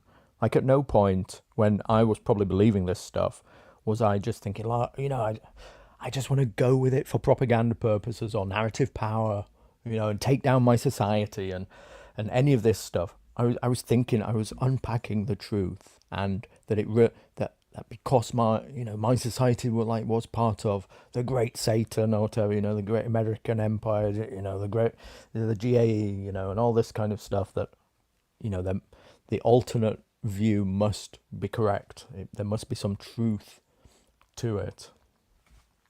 Let me ask you a related question. Why do you think people with an above average IQ in Great Britain or in the United States, why do you think those people with an above average IQ are poorer? Is it primarily lack of financial education, or is it primarily because there's some kind of dysfunction which is beyond the grasp of their will? So many of my friends say it's lack of financial education. That's why so many people are poor. If they just learned about the power of compounded interest, all right, they wouldn't be poor. I say, if you've got an above average IQ and you're desperately poor, it's because there's some kind of dysfunction, some kind of maladaptive compulsion that's operating in your life that is beyond the power of your direct application of will. Hey, well, I'm going to give 10% to your friends who say financial knowledge is important, because I tell you what, I do wish somebody would have told me when I was like 15 or 16 about how investing money and compound interest works, and then I'd have got on this train a lot earlier. Definitely. So look, they're right about that. Okay, we need to tell kids about this. Didn't get taught any of that at school, but you're 90% correct in that it's dysfunction. Absolutely, of course it is. I mean, I agree with Greg Johnson actually on this, that education probably, is irrelevant in the most sense. You really, kids kind of need to get taught to read and write, and then from that point on, really, it's, I don't know, probably 95% genetic as to how they're going to turn out. So you've been participating in a lot of spaces. What does that do for you? I mean, I do the equivalent thing right now. This is the equivalent of doing a Twitter space. I do it. I like the challenge. I like connecting with people. I like getting to discuss ideas that you can't usually discuss in polite society. And I feel like I have something to contribute. What drives you? Well, what's driving me right now is that I've started doing a show with somebody who shares my view on World War II. We have this view that the nationalist scene, that people, the dissident right, continually gets co-opted by neo-Nazism and this wrong view of World War II. So recently I hooked up with somebody who also agrees with this view. We've started doing a show together, and we decided it's probably like, a silly notion that we have, but that we can maybe attempt to undo some of this stuff by putting out a voice there. So we have this idealistic view that maybe we could, gather up some of the disaffected people of the distant right and show them that, they're actually wrong about this stuff, and that it's, the end point of World War II revisionism is being like Nick Fuentes saying Hitler did nothing wrong, and world Jewry won World War II, or Joel Davis stood on a Melbourne or Sydney street corner waving a swastika flag, and that this is like the misstep that nationalist movements perpetually make, and for whatever reason they always go there, they make the mistake. But what's more, it's wrong. And like the Darryl Cooper mindset, to reframe Winston Churchill as the villain in World War II, it undermines your hero. I think you would call it a hero system. It's revolting to the normie. The moment that they hear you spout this stuff, they think, wow, I'm disgusted by you, and like, keep away from my children. You're probably dangerous. So it's like this crippling worldview to take on board. And so I'm to answer your question, I'm invested in trying to talk to people about this right now. Actually, Luke, I'm really You're deprogramming people because you've been what there. I'm trying to do a bit out of your own experience. Yeah, I guess that's it. Yeah. And I wouldn't be doing it if I didn't feel like I was right. Okay, I said to some people the other day, look, if I end up doing another 360 and I figure out that, like, I don't know, Hitler actually did nothing wrong, surprisingly, then I'll admit it. But I don't expect to go there. And why Twitter Spaces as opposed to YouTube? Because there's more freedom of speech? No, it's you meet more people in Twitter Spaces, and random people show up. Richard Spencer? Yeah. Hopped into a Vincent Bruno space the other day. Oh, yeah. Elliot's told you, of course. So there's just that can happen. And suddenly people, a mic can be given to like 10 different people, and it's like back in the old days of the Luke Ford show in the summer of 2018, basically. I think that's the appeal. And who are the prominent characters in these discussions?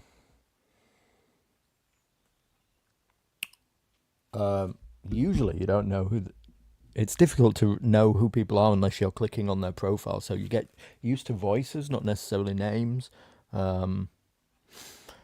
Curious Gazelle is, you mentioned her at the start. She's one.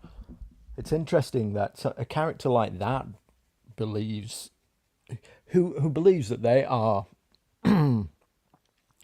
like logical, detached, able to see through the bullshit. Like, she is fascinated. I'm only mentioning her. I'm not being I'm not trying to do her dirty. I'm only mentioning her because we've had a few run-ins, and she is particularly interested in my attempt to deprogram people about World War II. So, and she's on the opposite side. Like she the other night she brought in like her favorite revisionist historian or something and dumped him in the space to argue with me that Hitler did nothing wrong, and I was like shocked. I'm like, what the heck is going on here? Now, what would you say is the ratio of functional people versus dysfunctional people who participate in these spaces? Would you say it's even more functional than dysfunctional, or more dysfunctional than functional? Well, it's hard to tell, of course, but there's definitely quite a few dysfunctional people around. Obviously, you know that speaking on a space, coming onto a live stream like I'm doing now, coming into a space, hitting the microphone button and being able to spot, that's like a great filter in itself. So, I mean, I'm pretty self-denigrating about like my IQ, my intellectual abilities or whatever, but I'm aware that there is a great filter in that if you just like get through the barrier of doing it, you're kind of in like the top 10% anyway. Some of these are dysfunctional people, but they're like higher, they're higher than average IQ dysfunctional people, Luke. Yes. Yeah, they're above average in IQ, but in my experience, so 10 they're to interesting. 1. Yeah, 10 to 1 dysfunction to function. So in my experience, the people who are willing and able to come on my show with an above average IQ, the odds are 10 to 1 that they are dysfunctional as opposed to functional. Yeah. No, I take the criticism head on. Yeah, I'm part of that thing. Well, I didn't mean to criticize you. I think I think you use excellent discretion in what you say and how you conduct yourself online. But most people don't realize how dangerous it is for their well-being to participate in these things. What's your thought? Yeah, absolutely, 100%. And it probably is. Yeah, it's definitely dangerous. We all know what happened to Casey, Luke, don't we? And yeah, kills me. I was thinking, where is the old crowd? I know I keep going back to this like talking point. Where is the old Luke Ford crowd that all disappeared, and will there be a reunion one day in the future? Because like this topic that Daryl Cooper just brought up on Tucker the other week, if this was back in 2018, I mean, we'd be having like a piranha fest right now in around your show. They'd be like biting at the surface of the water. The whole gang would be here, and you know that Duvid would take the side of Daryl Cooper. Oh, that's incredible. He would. What do you think about Duvid being now the anti-Jew, basically? He loves the Jews, and therefore it's his duty to criticize them. I think we all grow towards the son of whoever's giving us attention. That is the natural inclination, and Duvid is most popular with people on the alt-right compared to any other demographic. Yeah, another friend of mine who's like, I know, 20% Jewish said to me the other day, imagine how it feels to be a Jew who's not a member of the club. Yeah. And this explains like the Duvid character. You're Jewish and you're still not allowed in the club. So yeah, I mean, just think of the whirlpool of emotions that might bring up that ones may not even be cognizant of, or you're not Jewish, but you just don't feel like you're in the club, that you've never been popular, you don't feel like you've ever been appreciated by your teachers or your employers, and you wonder, why am I low status in life compared to people who are less intelligent than me? That's got to drive you mad. Yeah, absolutely. I was listening to Duvid on Albert Bishai. This crazy guy who's into religion. It's all anti-Jewish stuff. And look, I'm not a defender of the Jews. I'm not here to defend the Jews. I don't, that's not my position. But David was on there, and his entire narrative was, it's our own bad behavior, and he was like the house Jew for Albert Bishai to come on and confirm all of the anti-Semitic stuff that he had to say. He's like, isn't blah blah blah blah blah, and isn't that right, David? And David's like, yeah, and we need to recognize our own bad behavior, blah blah blah blah. So, anyway. So do you resonate with the idea that people who are regulars in spaces like this or spaces on the platform X, they will tend to grow towards the sun of whatever brings them the most affirmation?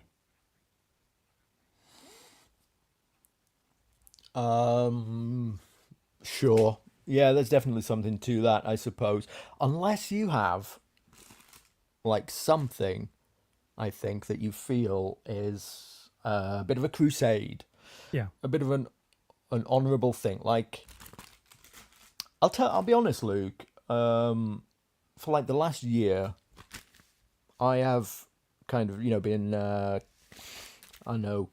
felt like I've been treading water. I've not really had anything to contribute.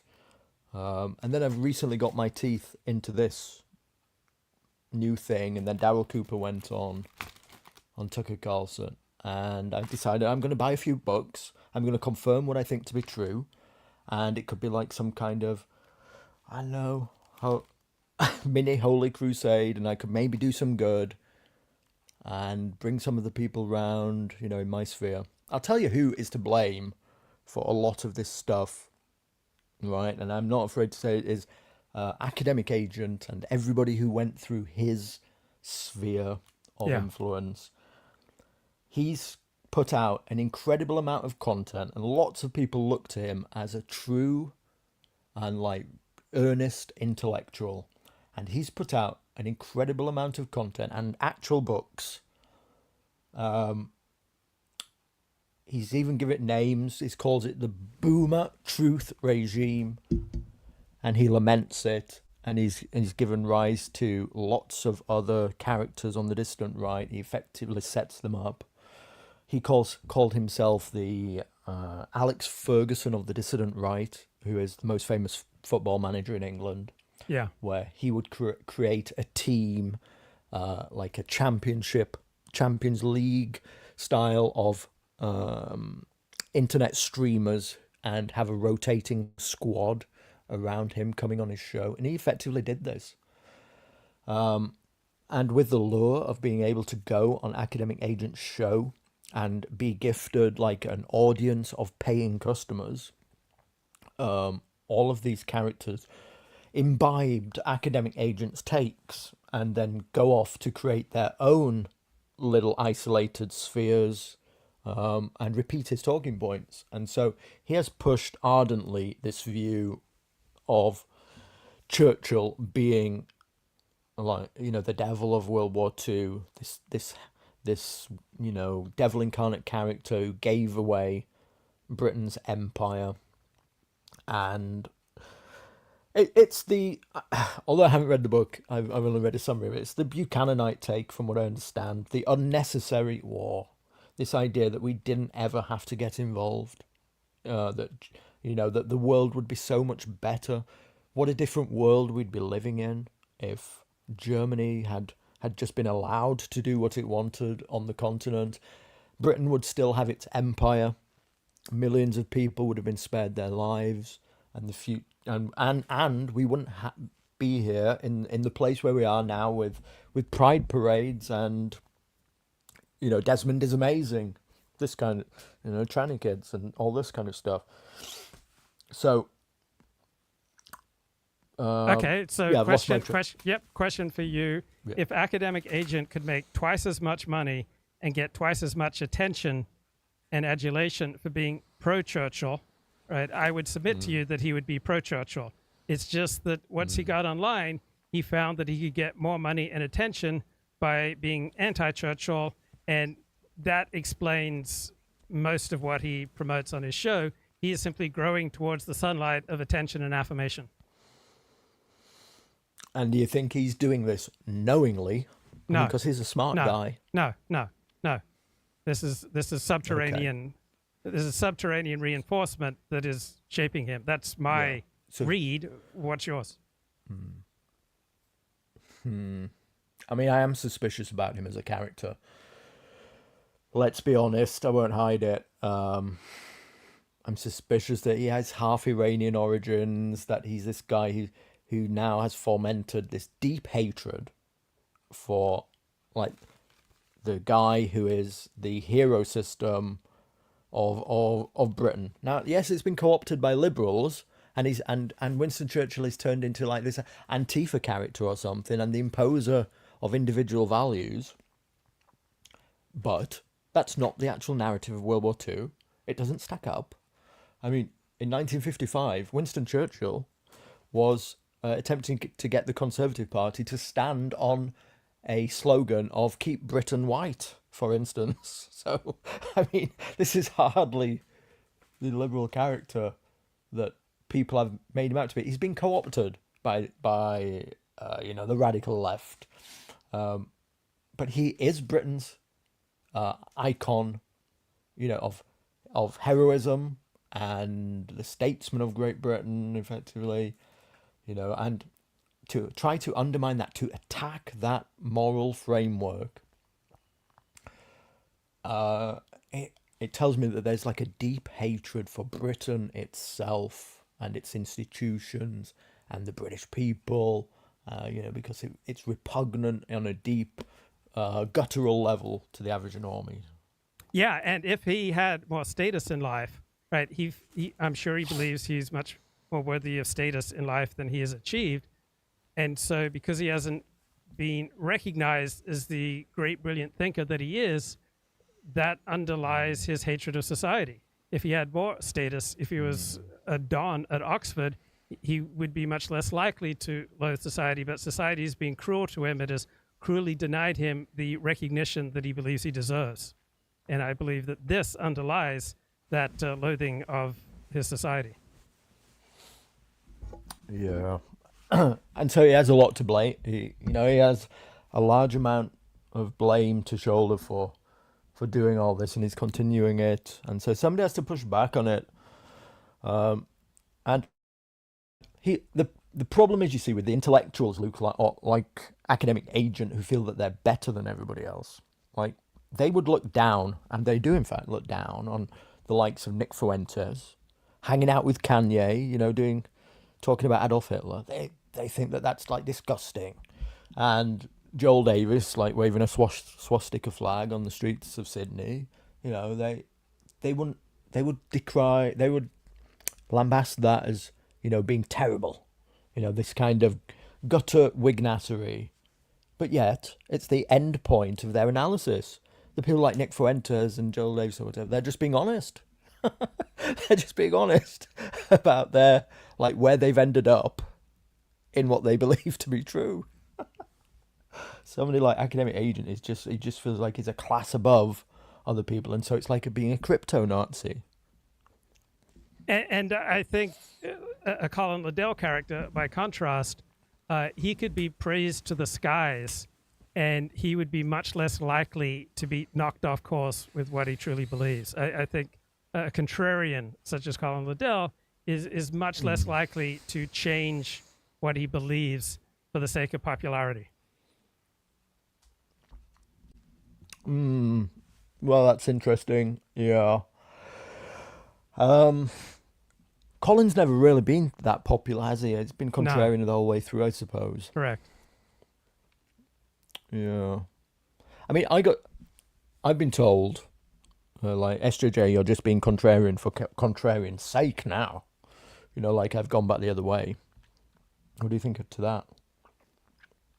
I think you're probably below average in agreeableness as a personality trait, and I suspect that Colin Liddell is below average on agreeableness. But how do you explain the difference between those semi-professional and professional pundits such as Colin Liddell, Academic Agent, etc., who change towards whatever's popular versus those who don't. So for me, I explain it. The difference is those who are primarily inner directed versus outer directed. So those people whose own inner compulsions are stronger than social reinforcement, they are less likely to change for the sake of popularity. But how do you explain those who are willing to stand up and tell their audience the opposite of what their audience wants to hear versus those who essentially get captured by their audience? Yeah, I think it's probably that I think it's the demographic who comes out the other side. I did a tweet about this the other day where I asked what is the name for somebody who, realized that the left is full of bullshit, and then you end up like on the dissident right, and then you realize that the dissident right is equally full of bullshit, and you come out the other side, and so you're left in this weird position where you don't have a crowd anymore, and so you see God forbid you see through the bullshit, but I think it's that demographic who's probably come through to the other side and out of it, and then feels like you have some kind of noble cause, and that's like all that's left directing you. Does this make any sense? You don't have a team anymore. You're not on a side anymore, and so all you have is like the noble cause of what you've learned, and so you like kind of want to explain it to people and rescue them. It's kind of like a rescue fantasy, maybe. See, I understand this extreme search for meaning as a function of a dysfunctional life, right? One should not be seeking meaning and excitement. As soon as you are seeking meaning and excitement, that means that there's something dysfunctional in your life, because for a normal person, they get all the excitement and meaning that they need from their work, from their family, from their friends, community, and hobbies. And as soon as you start getting disproportionate amount of your excitement from politics, that is a manifestation of your life being dysfunctional. Or someone who is on a crusade for meaning, let's say they convert to another religion, this is a manifestation of a dysfunctional life. Any thoughts? Yeah, I think you might be disposed to look down a little more than is warranted on people who just seek meaning through like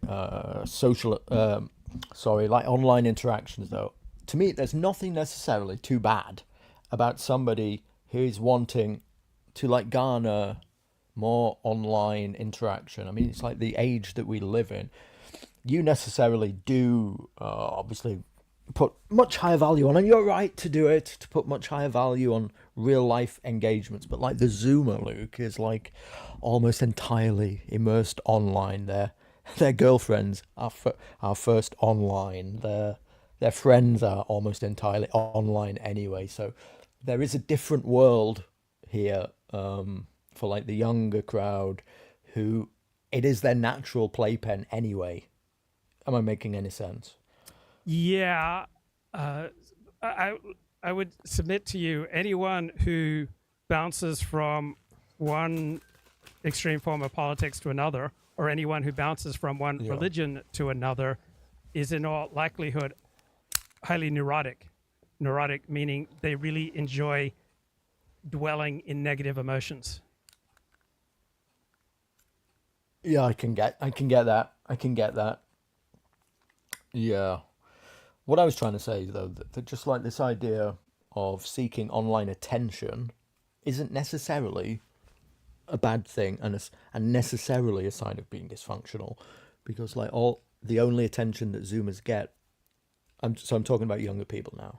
Somebody like you who has like you've experienced a fulfilling life, say, with like real social encounters and real people, and you've met a community and you go meet with them like once a weekend or whatever, and have real interactions. For like the Zoomer, they grew up online, their friends were online, like playing Fortnite or whatever, and their girlfriends are online, and they might have like one or two people that they know in real life. And so necessarily garnering online attention through like social media and stuff isn't necessarily all about dysfunction. We live in a much more like base level dysfunctional society. Well, I would contend to you that the picture you just drew of Zoomers is based on your own history of dysfunction, and so you're only going to know other people who are similarly dysfunctional to you, that there are a huge number of Zoomers who are not online seeking attention, that they have productive lives in real life. Oh, sure. No, I look, but you're not going to contend with me that we're a much more online generation. I mean that's just surely a fact. Right, but you can be on an online generation in a productive or an unproductive way. And so people who have a girlfriend, who are connected with family and friends and are moving ahead with their education and career, I would claim are overwhelmingly likely to be online in a productive way. And people who don't have those things are overwhelmingly likely to be online in an unproductive way. Right? You can use a hammer in a productive way or an unproductive way. You can drive a car in a productive or an unproductive way. You can own a gun in a productive or an unproductive way. Sure. I'm just trying to get across like the baseline level of online activity and interaction level is completely different for like this Zoomer generation. The generation coming up next is colloquially known as the iPad generation, the iPad kids generation, the Gen Alpha, because they're all raised on iPads, and so like they sit in the same room and talk to each other on an iPad. It's pretty crazy. Okay, so a Zoomer who would prefer to masturbate to pornography rather than to have sex with his attractive girlfriend, I would contend to you that that person's dysfunctional.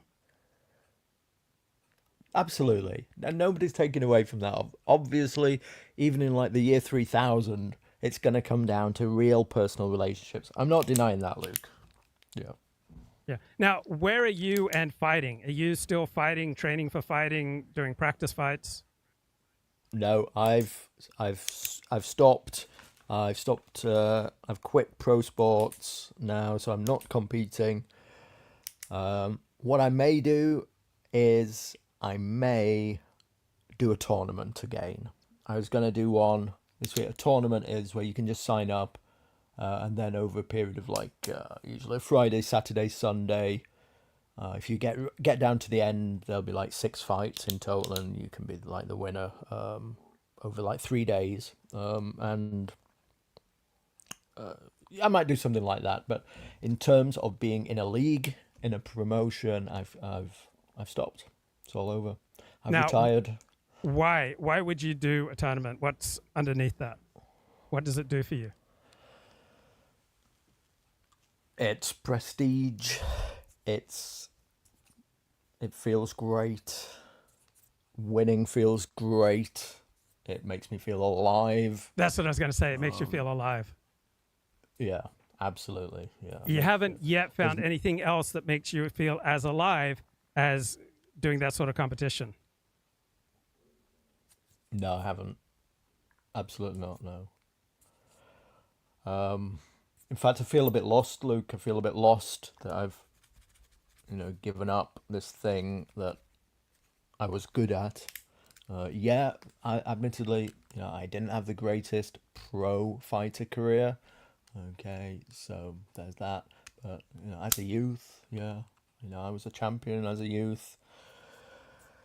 So I turned it into, a pretty shit pro fighter career, but I had one, I experienced it. There's nothing that makes you feel more alive, than being punched in the face. Another way of phrasing that is that nothing makes you feel as heroic as competing. Yeah. Look, when it comes down to it, Luke, I think what it is that the only way that I could excel above everybody else was in this one niche thing of fighting, and fighting is considered like a heroic thing as well. So other guys look up to you. There's what's that phrase where people say, men want to be you and women want to be with you in that moment. So it's extremely enticing, it's extremely alluring, it's, I guess, prideful as well, or whatever, but it's something to be proud of in that moment. Look, I'm better than better than all you dudes at this one particular niche thing. Yeah, I mean, it's all about heroism. We're absolutely wired that we have to feel heroic. It's what drives us. Absolutely. So for some people, it's religion. For other people, it's making money. For other people, it's having children. And for other people, it's fighting. And what about being able to signal, like to the opposite sex, Luke, being able to signal, like to a crowd, to girls and that, look, I'm better than everybody else at this thing, at this one thing. Yes. Look, I am, look at me. I am actually good here. I excel. It's there's nothing more enticing than that feeling, I think. And it, I can't excel intellectually or in these other things, or I'm no good at DIY or any of these other things, but I can, I can kick somebody in the head. How much money do you think you'd have to earn? Let's say someone wanted to subsidize your online deprogramming. How much do you think they'd have to pay you per month where you get the same sort of feeling of heroism compared to fighting?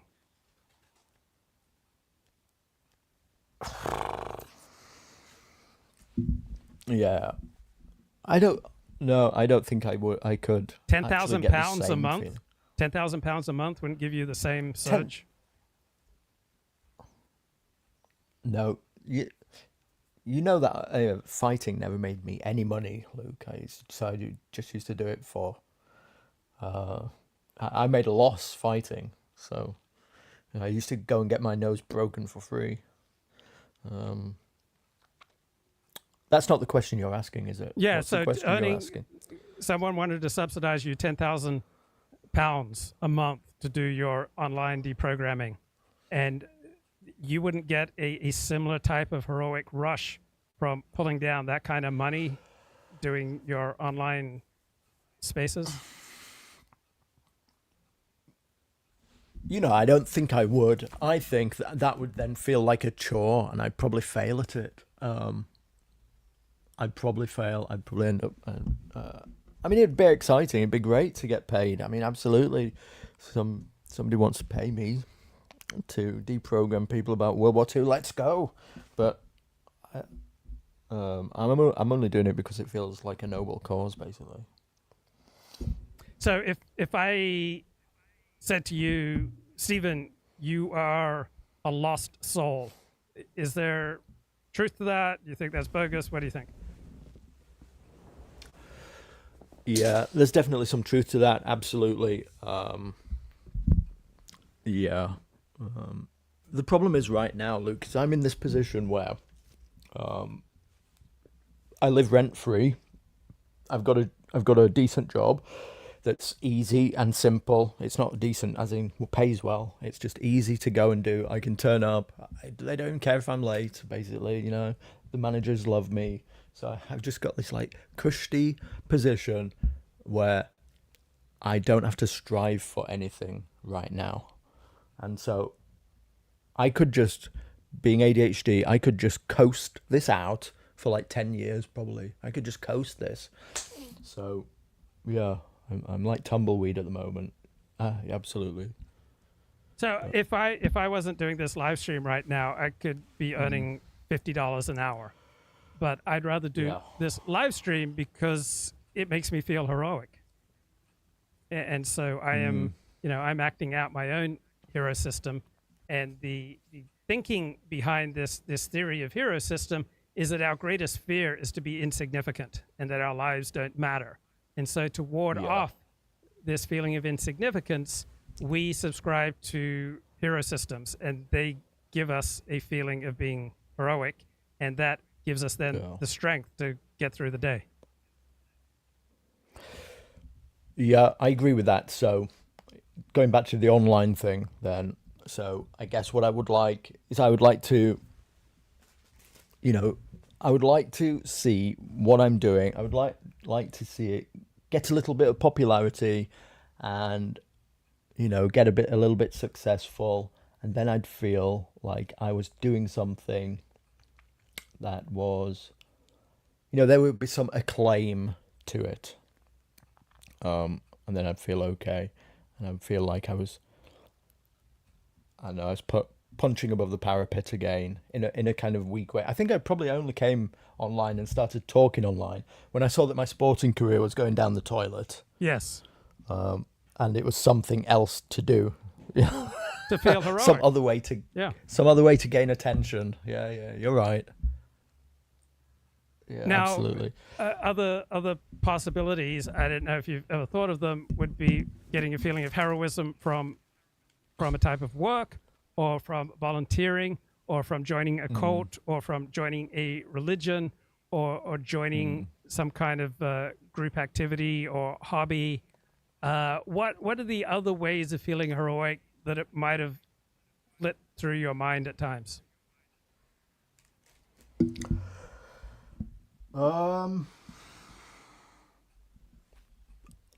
So the only other thing that I can think of that I've put my mind to is I've considered joining, as my sporting career is coming to an end, I'm thinking, what else can I do where I could excel, I could have a life that's purposeful, is joining like one of the forces, like either the military or become a fireman or something like that. So I've thought about, I've cast my mind. I've not spoken to anybody about this yet, but I had been looking up, joining the army or something like that. I could probably do something. I could probably have a successful career doing that if I just got my head down and, I think it'd be good. How many people in your real life pay attention to your online commentary? Hopefully nobody. Okay. So this is hopefully nobody. I keep it secret. Anyway, I'm gonna have to run, Luke. It's been good talking to you. Cheers, mate. Good to talk All right, to you. thanks for having me on again. Okay, cheers, mate. Right. Bye-bye. Later. Okay, let me play a little bit here from Mark Halperin. Right, and that's what they're doing. And of course, this is a classic example of having the home court advantage with the media is such a big edge, right? Because if this were a Republican attempt at a Democrat, you'd see story after story about how it's been disavowed and how there's this vast right-wing conspiracy to tag Kamala Harris with this plan of the Center for American Progress that's not her plan and that she's disavowed. That's what the coverage would be like. But that's not what the coverage is like, right? The coverage is about how all the ties between... Right, he's talking about ties between the Trump administration and Project 2025.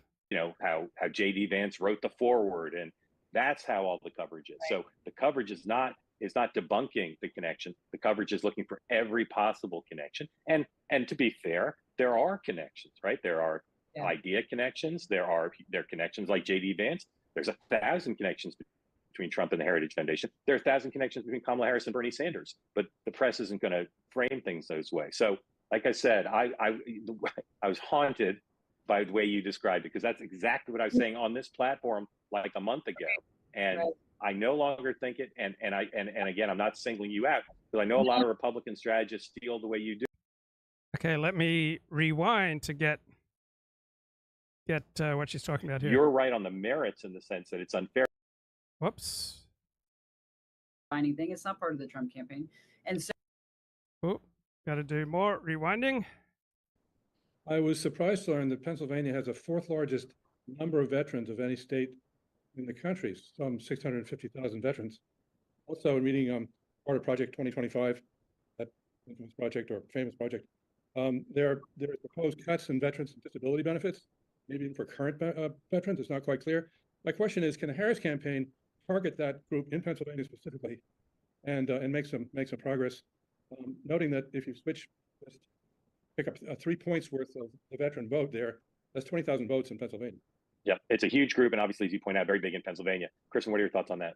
Thank you, Warren. Well, thank you for your service and for the question. I think they can. I think the thing I haven't understood with the Harris campaign is how they keep talking about Project 2025.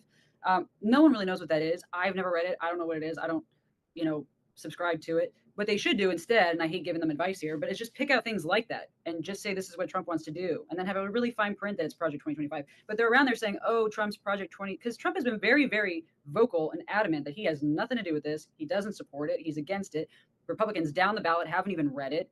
And look, this is a conservative group that they put out these types of products all the time. It's not a binding thing. It's not part of the Trump campaign. And so, but if I were Harris, I would stop saying Project 2025. They sound almost as fringe as what they're claiming to be. They just need to talk about what they're claiming Trump wants to do and go with it. And that, I think they could probably be more effective doing that way. The second thing is to finding, I mean, there are a lot of, Pennsylvania has a lot of, you know, we're smaller in number now, but a lot of blue dog Democrats, and some of them are veterans. Go find some of them to help lead that effort. The most effective thing is going to have a neighbor tell a neighbor, or a veteran tell a veteran, that this is what's going to happen.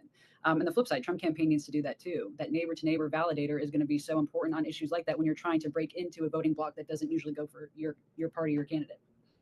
Warren, thank you. Kristen, I want to respectfully push back to you on Project 2025, because I thought exactly what you said until about a month ago. And I don't know if you've done any qualitative work on this, but I swear to you, it is, people come on this platform all the time and they say it. They can't tell you what's in it with much specificity, although occasionally they know one or two stuff. But I guarantee you that if Harris wins in these post-election sessions, they're going to tell you this was an emotional, powerful way, shorthand way to communicate with voters. They don't know what's in it. They don't care if you tell them Trump has disavowed it. They don't care if you say it's the Heritage Foundation, it's not the campaign. They know the word. They associate it primarily with abortion rights and this concept of extremism. And I'm telling you, I may be wrong, because again, this is mostly a qualitative thing. But I have found, since I was disabused of this, and I know from talking to Democratic pollsters who work for the campaign, they think this is a legit, real thing. You're right on the merits in the sense that it's unfair. Like, Trump should be no more held accountable for this than Harris should for everything Bernie Sanders has ever said. Right. There's a great teaching from the Department of Motor Vehicles, and that is don't be dead right. So you can be dead right about a whole bunch of things, but what comfort will that be to you to be dead? Yeah, you were right, but you're dead. So succeeding in life, or even just effectively navigating life, means to recognize that simply being right is not sufficient. Right? Often you have to say the wrong thing just to get along at work, to get along with your group, to reduce the chances of being in danger. So you're probably wondering, 40, what are you reading? And I'm reading a novel called The Material, a novel by Camille Bordas. She's originally from France. And here are some juicy excerpts from this new novel. It's about a group of students and teachers in an MFA program at something like the University of Chicago, and it's an MFA in stand-up comedy, right? MFA means Master of Fine Arts. I don't believe there currently are any MFAs for stand-up comedy, but it's a novel. So here are reflections by one male student. He was thinking about how rape used to mean someone being dragged into an alley by a stranger, gagged, beaten up, savagely penetrated, and left for dead behind a trash can. How rape had now come to encompass any sexual act performed without obtaining verbal consent. He was okay with that. In principle, words taking on larger meanings, larger responsibilities over time. Language was a living entity. It adapted to its speakers. But then it seemed to him that when that happened, other words had to step in to fill the vacuum left by the bigger word's promotion. He felt there should be a word for what rape used to mean.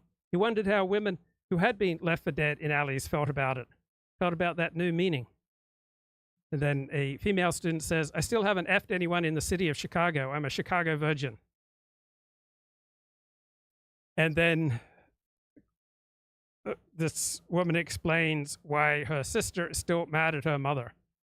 Because our stepfather molested her when she was a kid, and my mother took a little too long to believe her. And then another conversation between two students. All this stuff about comics killing themselves in such high numbers because they're so sensitive, because they feel everything so strongly. Last I checked, dentists were still killing themselves more than us. Construction workers had the leading suicide rate by profession. Does that mean they're the better artists? That they should be the ones on stage instead of us?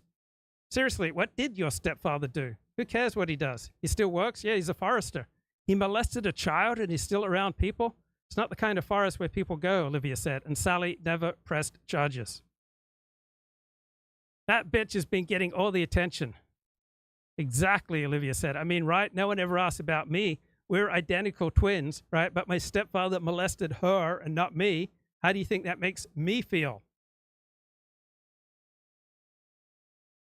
All right, and here's a teacher speaking to a student. Why would I come after you? Because I was mean to you in class the other day. Dorothy, the teacher, wasn't supposed to say things like that. Never question your teaching methods in front of your students. That was the rule. You're not proud of how a class had gone. You either forgot about it or you found a way to tell yourself the kids had learned something from the fiasco. That way, teaching was different from performing. You hadn't shared part of the responsibility. And here are reflections from a professor in his 50s. After the constant stress of your 20s, the self-doubt of your 30s, the anguish of your 40s, it's nice to relax. It's like biking down a hill now. And then a student reflects that his job as a comic was to grab onto the most horrible of his thoughts and shape them to serve them back to those who'd run away from horrible thoughts. He was in the business of finishing other people's horrible thoughts so that they didn't have to go there themselves. I thought that was excellent description of comedy. Right, I read another book, The Fund, Ray Dalio, Bridgewater Associates, and the Unraveling of a Wall Street Legend. New York Times published a book review November 6, 2023. Ever had a horrible boss? The Fund is the perfect rage read. In Rob Copeland's The Fund, we learn about the notorious hedge fund giant Ray Dalio and the manipulative professional hellscape over which he has presided. Ray Dalio is the titan behind the world's biggest hedge fund, a deep thinker and confidant of some of the Earth's most powerful people. Now at age 74, he's worked diligently over the past few years to publicize his principles in the hope that his name will live on. In The Fund, Rob Copeland has done him the favor of assuring that it will, attached to one of the pettiest bullies you'll ever meet on the page. This is a terrific dagger of a book, packed with cringy detail, just long enough to efficiently disembowel its subject. Most of the book does not feel like a book about finance. Instead, it's about how a man of surpassing mediocrity used money to control and humiliate, and how people abase themselves for it, which, comes to think of it, makes it one of the better books ever written about Wall Street.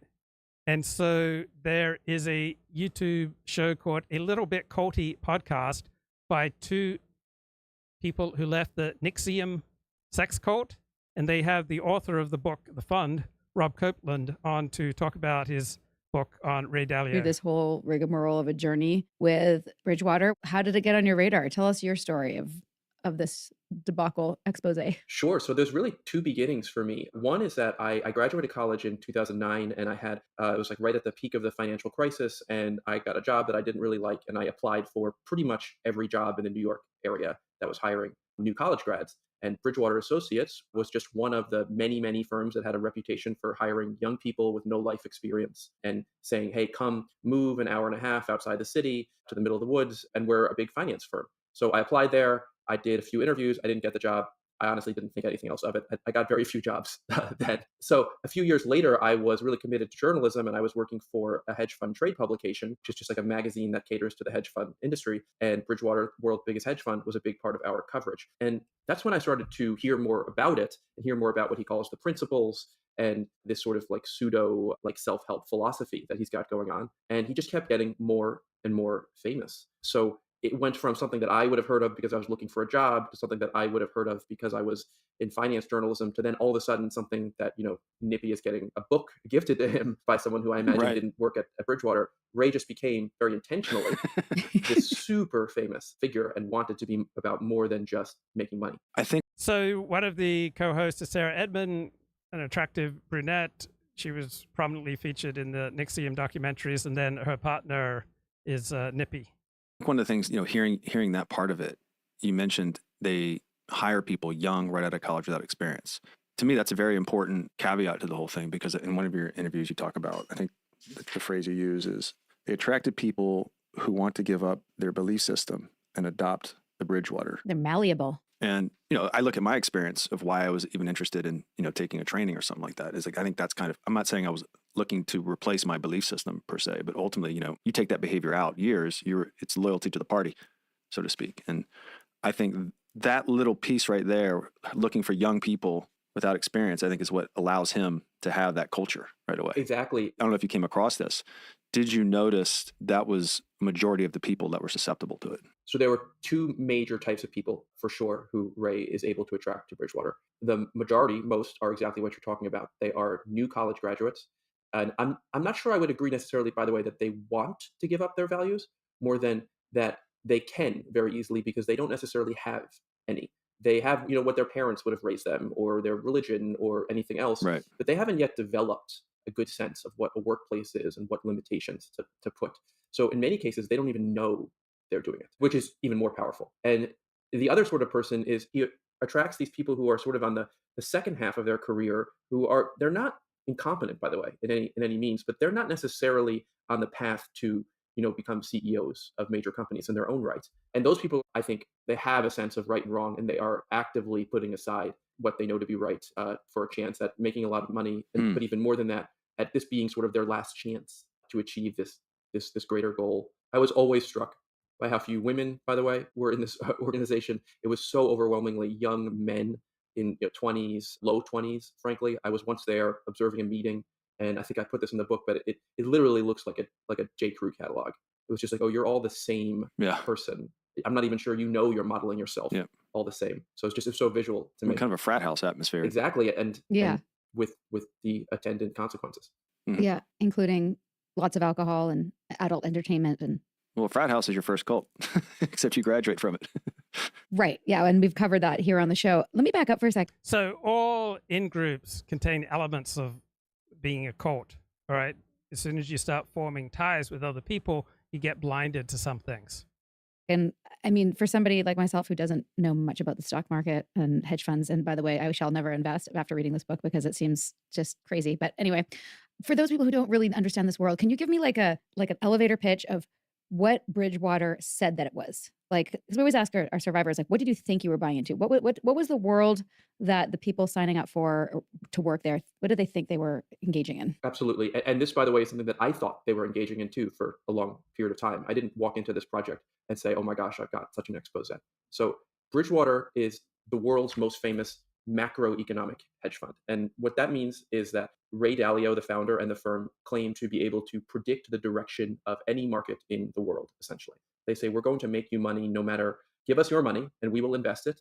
And we can, bet on stock markets anywhere in the world. We can tell you that the currency of a country is going to appreciate or depreciate. And that because we've studied history and we have this amazing investment system, that we are better at this than anyone else. So give us your money and we will invest it for you. And no matter what happens, in the US stock market or with Bitcoin or with something else, you will over a long period of time make money.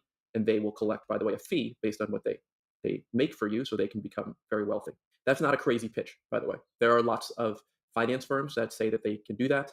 And we can have a whole nother podcast talking about whether, any of them can. But what Bridgewater adds layers on top of that is Ray doesn't just say, oh, I'm really good at this. He says, I'm only good at this because over time, over a decade, I have come up with these rules. And these rules are called the principles. And I follow the principles both in my investing life and in my personal life. And you too can follow these rules. And if you do, this is literally what he says, you will achieve a more meaningful life with meaningful relationships. So yes, he's an incredibly successful investor, and that's what he pitches. But part of the reason why he's able to keep this going for so long and why so many people are willing to give him money and to buy his book and gift it to people is that he says, this isn't just about money. Yes, I'm incredibly good at making money. He's worth $20 billion. But he's like, it's not about the money. It's about a meaningful life with meaningful relationships. And that, I will tell you, is just a completely intoxicating pitch. Oh, yeah. It sounds very familiar to us. Minus the money. Well, but who doesn't, whether you're interested in Wall Street or not, who doesn't want to live a more meaningful life? Who walks through their life and says, I'm looking for less meaning? Right. Okay, so that's the pitch. So you didn't go into this going, I'm going to do this big expose. What was your journey? What were you trying to figure out? And what were the first, red flags that you started to see that there was problems? Tell us about your journey as a journalist. Well, as a journalist, this is a wonderful place to write about, right? Because it can get a little boring sometimes just writing about very successful investor makes money or very successful investor loses money. Those are essentially the two main things we write about as finance journalists. But in Ray and Bridgewater, you got to write about this whole culture and this whole idea that. So there were a series of self-help books for young boys in the 19th century. I've forgotten the name of this series, but it's all about a boy who climbs up from nothing and he inevitably marries the daughter of the alpha male who's rich. And they're classic tales of self-improvement, a little bit like the G.A. Henty stories out of Great Britain. Second thought I had, for years, my Oh, so how that applies to Ray Dalio is that he married a rich woman, right? Ray Dalio was really good at networking, and then he insinuated himself into a rich family, and then he married a incredibly rich woman. And then when a member of that family who had befriended him and brought him into the family and given him a place to celebrate Thanksgiving, was kind of out of options at age 58, he applied for a job at Ray Dalio's firm and sent an email to Ray Dalio because he'd stayed slightly in touch with Ray Dalio over the years. And Ray Dalio wrote back, if your resume is not good enough to make it on your own, I'm not going to do anything to push you forward. So just because you make money doesn't necessarily mean that you did it in a way that is good for society. And it doesn't necessarily mean it's the result of your own good judgment. It could be luck, and it could be a result of your own networking skills, or that you simply married into money. Horatio Alger stories. Yes. Thank you. And then I was reflecting in my years of therapy, my therapist would often tell me to be a good friend to myself, right? Those would be among the final words that she would give to me at the end of a session. And I was not able to apply that until I was halfway through my 3-year Alexander Technique teacher program. And one Friday afternoon, I found myself saying, when someone asked me what my plans were for the weekend, I'm just going to go home and be gentle with myself. In other words, I was going to go home and be a good friend to myself. The Alexander teacher training was particularly tiring, particularly in the first year. But it took me 18 months of this 5-day-a-week training so that my head-neck back relationship became much more harmonious. And as my physical relationship between the various parts of my body and how I was moving and standing and sitting and speaking, as this moved more and more into harmony, I felt more and more peace inside. And as I became much more congruent with my movement and with the way that I was using myself, I was able to get access to kinder, gentler parts of myself. I had less need to provoke people. You'll notice that whenever you laugh, it's always accompanied by tension. And comics often have strongly interfering muscular tension programs. It doesn't mean you should never laugh because you'll tense up, but laughter is usually accompanied by tension. And to experience laughter, you have to be tense. Right? To experience every emotion, it requires a certain alignment of your musculature. Right? To feel happy, it requires a certain alignment of your musculature. To feel depressed, right? I cannot feel depressed like this. I have to pull down and develop, strong tension patterns to be able to feel despair, to feel depression. If I were to get angry, all right, that would require a different alignment of my muscles into something that would allow me to feel anger. So every emotion's only accessible with a certain alignment of your body. And so once I was able to start emerging out of my self-defeating tension patterns, I was able to create more space for the more tender feelings and to be kind to myself, and opened me up to the benefits of 12-step programs, which had been promoted to me for 12 years, but I was never able to hear it. I was just muscularly defended against so many suggestions. I had so many interfering tension patterns that it just severely limited my choices in life. And one of the books that I read on Alexander Technique, it talked about a teenage boy who started taking Alexander Technique lessons. And on about the 4th or 5th lesson, he said to his teacher, I feel like if I keep having these lessons, I will no longer want to play high school football. Right? If you're going to engage in the violence of high school football and do it with pleasure and passion, that requires a certain alignment of your musculature. If you're going to dedicate yourself to understanding music, that requires a different alignment of your musculature. And so as this teenage boy was losing some of his interfering muscular tension patterns, he was starting to realize he no longer wanted to play football. He wanted to direct himself otherwise. So I hear Stephen J. James talking about how the greatest high comes from fighting. And I wonder if he had a more harmonious alignment of his musculature, if he would be similarly compelled to fight, or if instead he might find himself more open to arranging flowers or basket weaving.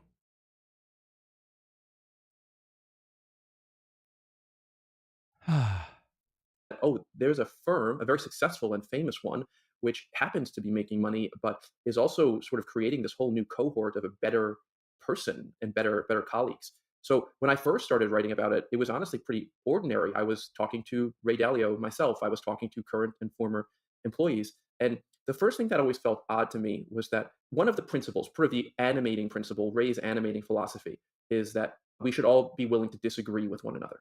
That if we could just cut through the bull, if we could just say, hey, this isn't going well, or this is what I think you could be doing better. And if we could remove our ego from it, we can, achieve better results. Radical transparency, I think is what it's called. Exactly. Right? Radical transparency and truth. Yeah. And part of that is that everything at Bridgewater is recorded, so that this conversation, even if it were a private meeting, someone else could pull it up later and listen, and they could say, hey, I think Sarah was really onto something there, and Robin Nippy cut her off. That happens all the time. It does. Exactly. It's a two-way street. Yeah, there you go. It's traffic. A lot of traffic on that. But what struck me was that in all of my conversations with Ray and all of my examples of talking to other people, no one ever gave me any examples of someone saying that to Ray. It was always Ray saying that to other people. One of Ray's famous principles that he loves to talk about is called pain plus reflection equals progress. And again, and I'll say this over and over again, these things always sound good. Like, of course, we've all been through moments in our lives when we've had pain and then we've reflected and they've helped make us stronger people.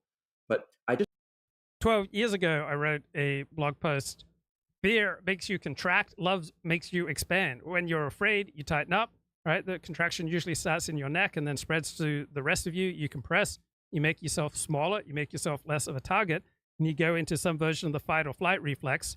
So when you're afraid, it's going to become harder to reach out to others. Your touch will be less pleasant. Your verbal and emotional expression will be curtailed. You'll have fewer options. By contrast, when you love, you expand, right? You swell up, you take up more space in the world. The neck frees up, the head releases forward and up instead of being back and down. And you'll develop this poised relationship between your head, neck, and back. Conversely, when you pull yourself down and in on yourself, you're going to have more access to the emotions of fear, hatred, sadness, and depression. When you expand, right, you'll have more access to the emotions of joy, love, and tranquility. So every emotion requires a particular alignment of the body. When you use your muscles in a certain way, certain emotions rise to the surface while others move away from you. So it's not that emotions, thoughts, and muscles are connected, but rather they are all part of the same thing. They are all part of you. Your brain is part of your body. What you think affects your muscle tension, your emotions, your thoughts, and your muscles are constantly affecting each other. So you can take the path of love to expansion, or you can expand into love, or you can lose consciousness of yourself and slip back into pulling down and in on yourself and move into the emotions of despair and depression and rage and anger. So I've been reading many essays by the philosopher Michael Huemer. He does an excellent one, The Rules of War, Policing Terrorism and the Hamas War. So he says that when you're fighting crime, you locate the criminals and you usually don't immediately kill them, right? You try to arrest them. On the other hand, all right, if terrorists, foreigners have taken control of some of your territory, you'll try to kill them. So a terrorist group's more like hostile armies, or are they more like private criminals, right? If they are more like hostile armies, then you can just try to slaughter them. You can bomb them, and collateral damage is acceptable in conventional morality. But if they are merely private criminals, then killing first is unacceptable. So I think that's a good analysis. Huemer views the Israel-Hamas war in the light of other wars. So in the light of other wars, Israel's conduct is not unusual, right? It's just a normal war. In the Iraq War, the United States killed hundreds of thousands of people, most of them civilians. World War II, the good guys deliberately targeted civilian population centers and killed millions. So we have different norms for policing and different norms for war. Why? Because war is usually conducted against an outgroup, another society, another country, right? Criminals are considered part of your own society, and we show greater moral consideration to our fellow citizens, even evil ones, than to foreign enemies. All right? We want to generally maintain freedom and respect for rights in our society by granting extensive protection to criminal suspects, but this is less necessary when it comes to enemy soldiers because what happens on the battlefield has less impact on the rest of our society. Usually enemy armies are a much greater threat than private criminals, even criminal organizations, and ordinary criminals usually do not seek out a fight with the government, and war overall is far more destructive than conflicts with private criminals.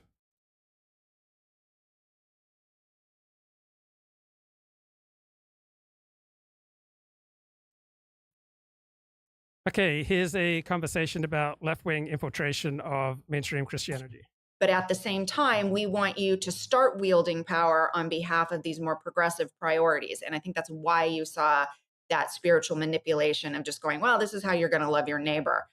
Because it doesn't really make sense to say it is not the way of Christ or the early church to have political power. Well, one, we were in a different time then as the church. You cannot look to the early church in Rome, who they didn't have democratic rights. They didn't have an ability to speak into what their government looked like.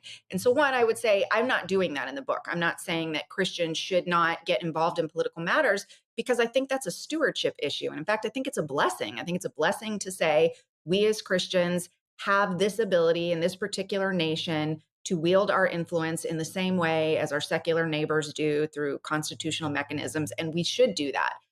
But at the same time, those issues that are debatable, we need to acknowledge that they're debatable in the church, because if you're connecting them to something like love your neighbor, which you're suggesting, if you're not doing that, then you're being disobedient. Now you're into legalism. And at that point, you're heaping something onto the mandate of grace and saying it's now become a requirement of the law. So you're adding to the gospel, and that's a pretty serious thing. And so, it is a complicated conversation. But I'm not opposed to Christians bringing. All right, another essay here by Michael Huemer, The Big Lie, talking about Donald Trump. So point number one, polls indicate that 70% of Republicans think the 2020 election was stolen from Donald Trump. Question for Republicans, why did Donald Trump let that happen? Donald Trump was in power at the time. He occupied the most powerful office in the world. He had all the resources of federal law enforcement and intelligence under his command, and he allegedly saw this coming months or even years in advance. It seems like a thing he would want to prevent. So why didn't he? So here are possible explanations. Simply didn't care enough to stop it. He couldn't think of anything to do about it other than tweeting and complaining to his supporters at campaign rallies. Or he made secret efforts to stop the election fraud, but was unable to do it. Or he didn't do anything about the election fraud because there wasn't anything to do, because he had made the whole thing up. He didn't order any serious investigations because he didn't have any information to investigate. He didn't have anyone arrested because there was no one to arrest because nothing happened. And both Michael Huemer and I side with explanation 4. So why have Republicans in general not tried to investigate the election fraud that most of them claim to believe in? Do they not care about it? Are they simply incompetent? Or do they understand that there is nothing to investigate? So 70% of Republicans allegedly believe the 2020 election was stolen. So here is Michael Huemer's explanation. When you form a belief, you automatically start believing the obvious logical consequences of that belief, and so on. But you don't do that if you merely pretend to have a belief. If you tell a lie, you don't start drawing out the logistical consequences of that lie. You don't wonder about the questions that the lie raises, right? So Michael Huemer says, I'd estimate that 0% of Republican elites believe the stolen election story. Right? Every member of the Republican elite know perfectly well that it was just a desperate lie that Donald Trump made up to avoid admitting that he had lost. It was just something that he told the gullible masses so that they don't blame you for your failure. And even Republican voters don't really believe it. Right? Their belief in the stolen election consists of their enjoying feeling the way it feels when they say it. Right? This is the belief that you present to the world as your position, and that you tell yourself you believe, as opposed to the thing that you actually know happened. So this is why they are not blaming Trump. This is why Republicans don't wonder why Trump let it happen. It's why Republicans are not wondering what the point would be of voting for him again. Given that they have no evidential reason for believing the big lie, they only have instrumental reasons.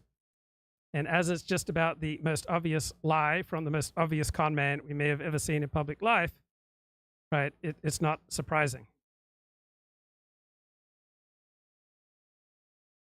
I think that's an excellent analysis there from Michael Huemer. And then he's got another essay, Why Do Progressives Like Islam? And he says it's because Islam hates America, and people on the far left tend to hate America as well.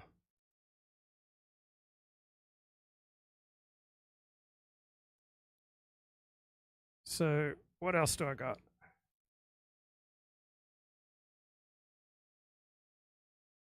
All right, here's some hate porn for you. In ways that the media has widely and repeatedly reported Trump's words out of context in ways that disfigure what he actually said. Now, it's difficult to tell whether these are honest mistakes or deliberate lies, but they did this by cutting out words that he said in close proximity to one another, sometimes within seconds. Here's 9 prime examples. 1. The media widely reported that Trump called immigrants animals. In reality, Trump used the word animals to describe murderous illegal aliens like MS-13 gang members, not immigrants in general. 2. The media widely reported that Trump threatened a bloodbath if he loses the election. In reality, Trump used the term bloodbath to describe what 4 more years of Biden's policies would do to the United States, particularly to the auto industry. 3. The media widely reported that Trump praised white supremacists as very fine people. In reality, Trump called them very bad people, stated that he condemned them, and said that the very fine people were those who showed up to innocently protest. 4. The media widely reported that Trump said he would use the FBI and DOJ to go after his political opponents. In reality, Trump said that Biden sicked the FBI and DOJ on his political opponents, and this could happen in reverse, but the people aren't going to stand for it. 5. The media widely reported that Trump told governors to dominate protesters during the 2020 George Floyd riots. Okay, I put a link to that video in my description. All right, we tend to grow towards the sun of attention and affirmation. That's why so many live streamers and pundits get captured by their audience. Colin Liddell rejoins, it's pretty pointless growing towards something that will ultimately collapse into a black hole. And I rejoined, yeah, but it feels good in the moment. Feels good in the short term to grow towards where you get attention and affirmation. Right, Yossi, Klein, Halevi here answers 18 questions on the Iranian threat, anti-Zionism, and Israel's leadership. Let me see how I do on We'll begin where similar we questions. always do. As an Israeli and as a Jew, how are you feeling at this moment in Israeli history? So I've been more obsessed with what's going on in Israel over the past year than at any other time. I am more concerned about Israel. I'm more worried about Israel. I think Israel faces more daunting challenges than at any time since I converted to Judaism in 1994, 93. Unmoored.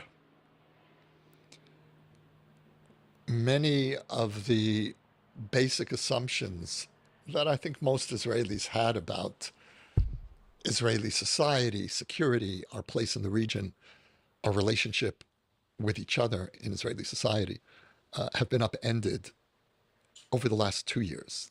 The year before, preceding October 7th, was in some ways the second hardest year in Israeli history. That was the year when many of us felt that the ground under our feet, which was the foundation of Israeliness, which was the consensus around Israel as a Jewish and democratic society, was being pulled apart. And for the first time in the 40 plus years that I've lived in Israel, I felt I couldn't trust my government for the most basic assumptions, that it would uphold the shared Israeli identity of Jewish and democratic, which carried us from left-wing governments to right-wing. So there's really nothing in Judaism that dictates the form of government that a Jewish society should have, if you mean you're looking for support for a Western, British or American style of democracy, right? There's nothing in Torah that mandates the type of democracy that Yossi Klein Halevi is mentioning. Wing governments to centrist governments. Suddenly we were in a totally new and uncharted area. And I felt assaulted simultaneously by this coalition. So what this Bibi Netanyahu coalition government was doing, it was trying to undo rule by judges. And one downside of this rule by judges is that when Palestinians attacked Israel on October 7, the Air Force was not released to slaughter these terrorists as they crossed into Israel, right? It took the Attorney General hours before he would sign off on the Air Force attacking the terrorists, and by that time it was too late, right? By that time, hundreds of Israelis were dead. So the Israeli Air Force had the ability to slaughter these terrorists and to save Israeli lives, but they did not do so because the Attorney General had to sign off and say that it was legal to slaughter thousands of terrorists penetrating Israel. So in the Israeli system, all right, the Israel Supreme Court and the Israeli judicial system has arrogated to itself the power to declare any law invalid if it regards it as unreasonable, and the Israeli judicial system appoints its own judges. So it's a self-appointing system that can invalidate any legislation passed by parliament. And so, for example, when terrorists and Palestinians would get closer and closer to a border, all right, the judges would set complicated rules for when you're allowed to open fire. So the more I learn about what Bibi Netanyahu was trying to do to take back this self-arrogated power by judges, I think it was absolutely necessary. It will have to be done. Israel cannot survive under its current judicial regime, and it would ironically restore more democracy to Israel. So I have the opposite interpretation of what Bibi was trying to do with his judicial overhaul compared to most of Israel's Ashkenazi elite. Ultras, a coalition of ultra-nationalists, ultra-Orthodox, and ultra-corrupt. And that's before October 7th. And so I felt the ground under me really opening in a way that I've never felt before. And you know, when you live here long enough, you've been through a lot of things. But this was, for me, this was the worst. Until October 7th, which of course was even worse. And today, like many Israelis, I have very basic questions about Israeli deterrence, about our ability to convey to the region that it doesn't pay to test us.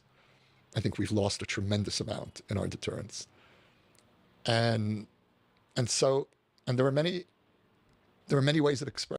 Right, because we haven't tried to take out Hezbollah, we've allowed Hezbollah to effectively shrink the size of the Jewish state, and 80,000 Israelis have had to move from the north of Israel because of Hezbollah bombardment.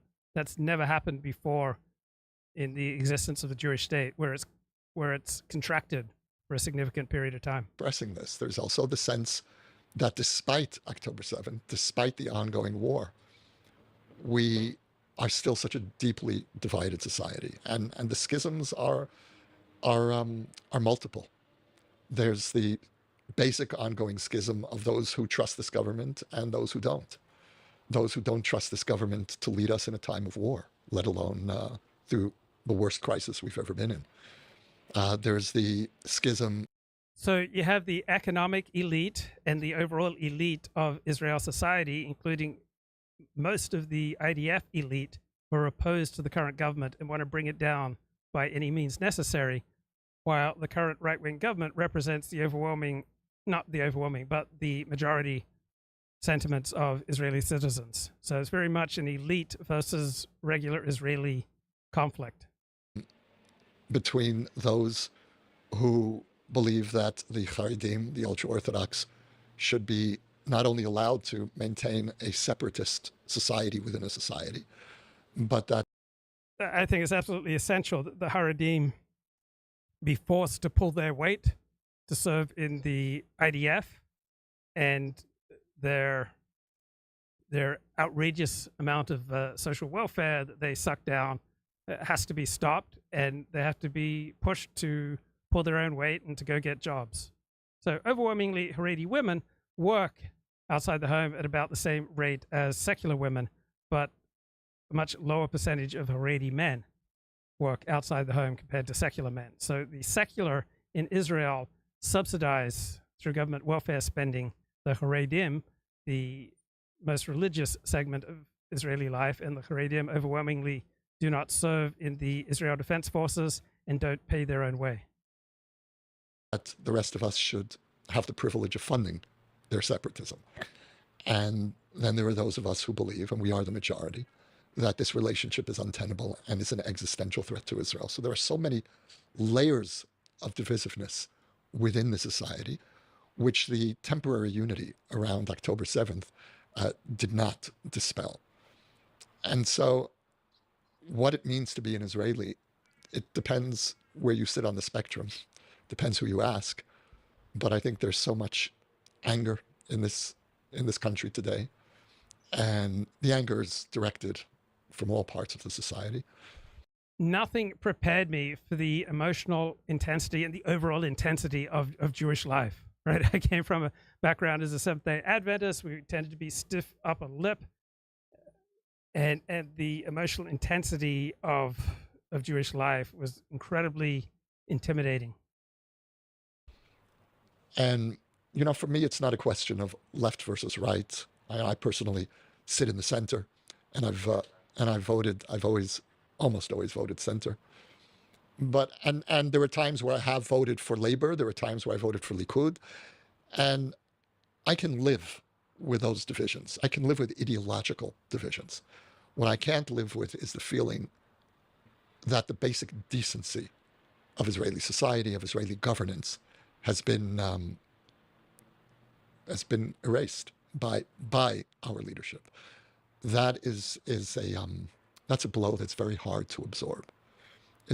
Now, what is this basic decency that he thinks that Israeli leadership no longer fulfills? Well, decency, like freedom, right? These concepts only work within the realm of your particular hero system. So to me, it's indecent for the IDF to have to wait for the Attorney General to sign off on the Israeli Air Force attacking thousands of terrorists who are invading Israel. To me, that's indecent. But for Yossi Klein Halevi, within his hero system, it is indecent to allow Parliament to make law and not permit judges to invalidate law on the basis of they don't think the law is reasonable. Israelis can put up with a lot. We do put up with an enormous amount of tensions and pressures, and we are expected to contribute to the society far more than citizens in any Western country do. And I think that that's a natural consequence of our circumstances. But many Israelis need to know that this is still a society that upholds basic decency. And that's an open question for us. What has been Israel's greatest success and greatest mistake in the current war against Hamas? Okay, greatest success would be killing 19,000 approximate Hamas terrorists. Greatest failure was being so wide open to invasion and not being prepared and not being much more effective in self-defense. I think the greatest success is that the IDF is still the IDF. I think the soldiers on the whole have fought extraordinarily well. The camaraderie at the front has been awe-inspiring. So this is incredibly visceral for me because the children of friends of mine are fighting for the IDF in Gaza. The capacity of Israeli intelligence to surprise the enemy, for example, the back-to-back assassinations or the Israeli Air Force's preemptive strike on the missile launchers has gone some way in restoring our faith in our capacity to defend ourselves. And I think our greatest failure has been conceptual. I don't think we should have attacked Hamas on October 8th. I think we should have gone straight to Iran, because we keep finding ourselves in this loop where we fight the proxies of Iran instead of going to the head of the snake. And sooner or later, we are going to have to go to war directly with Iran. We will have to preempt their nuclear capacity. And what happened and I understand obviously why we went to war against Hamas, but we ended up expending an enormous amount of our moral capital abroad on what is essentially a side issue of the main war. This is not the... So one regular part of discussion among Jewish men who feel intensely about Israel is we're each saying, oh, Israel should do this, Israel should do that, even though usually we don't have any expertise. I've tried to abstain from that, but I'm certainly aware of that feeling. Oh, Israel should go here, Israel should smash there. The Israeli-Hamas war. It isn't even the Israeli-Hamas-Hezbollah war. What began on October 7th is the Iranian-Israeli war. And we're not fighting this war on our terms. We're fighting this war on Iran's terms. They're depleting us. Well, you don't usually get to determine the grounds on which a war is fought, right? The enemy has usually as much say in that as you do. They've depleted much of our military energy. You know, we have reservists who have been fighting since October 8th. And they've been in uniform since October 8th. And this is, I believe that when we look back on this era, we will realize that the war with Hamas was only stage one and not.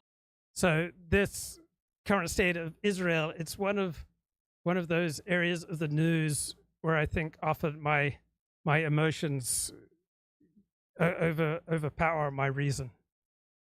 Not even the main stage. So that was, for me, that was the main mistake. So just a question on that. I'm curious.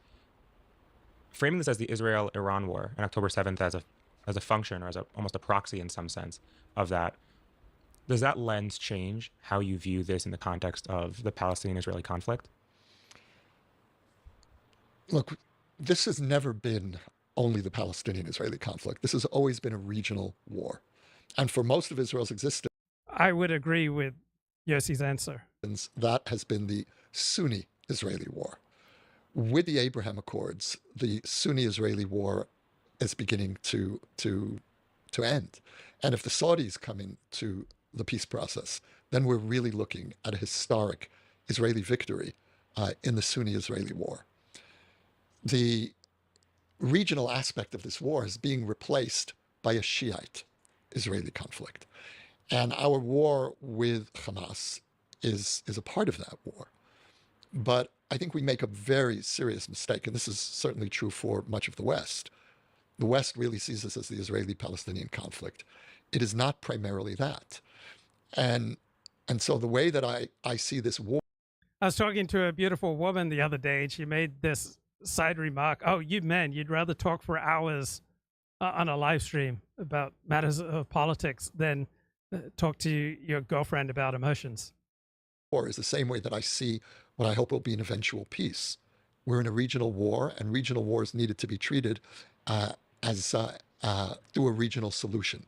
There is no Palestinian-Israeli solution. It will either happen in a regional context with the Abraham Accord countries, with the Saudis, or it won't happen at all. There is no solution to be had in a bilateral Israeli-Palestinian agreement. We know every position on the Palestinian side. They know every position on our side. The two sides are unbridgeable. But if you bring in the Sunni world, then I think things might begin to look different. We're going to come back to this. We have some more questions later on for that. I'm trying to answer as many of these 18 questions as possible before we even get to them. You're doing great. So his voice is fairly weak because his head is tipped back a little bit, compressing his neck. And than compressing his voice box. Do you think Western media covers the Israel-Hamas war fairly? Of course not. I think it does. Obviously, there are exceptions when it is more friendly to Israel than probably facts on the ground deserve, and there are other times when the Western media is more unfriendly to Israel than the facts on the ground deserve. But overall, I do think that Western media coverage is fair. Of course not.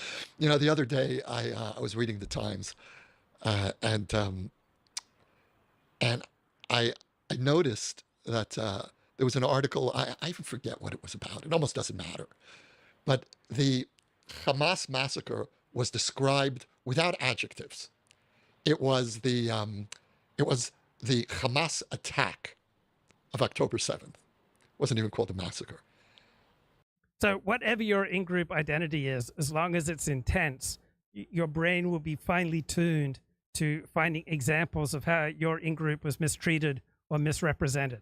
So Yossi Klein Halevi has got an intense Jewish identity. He's also a professional Jew, right? He's made his living for decades writing about Jewish life.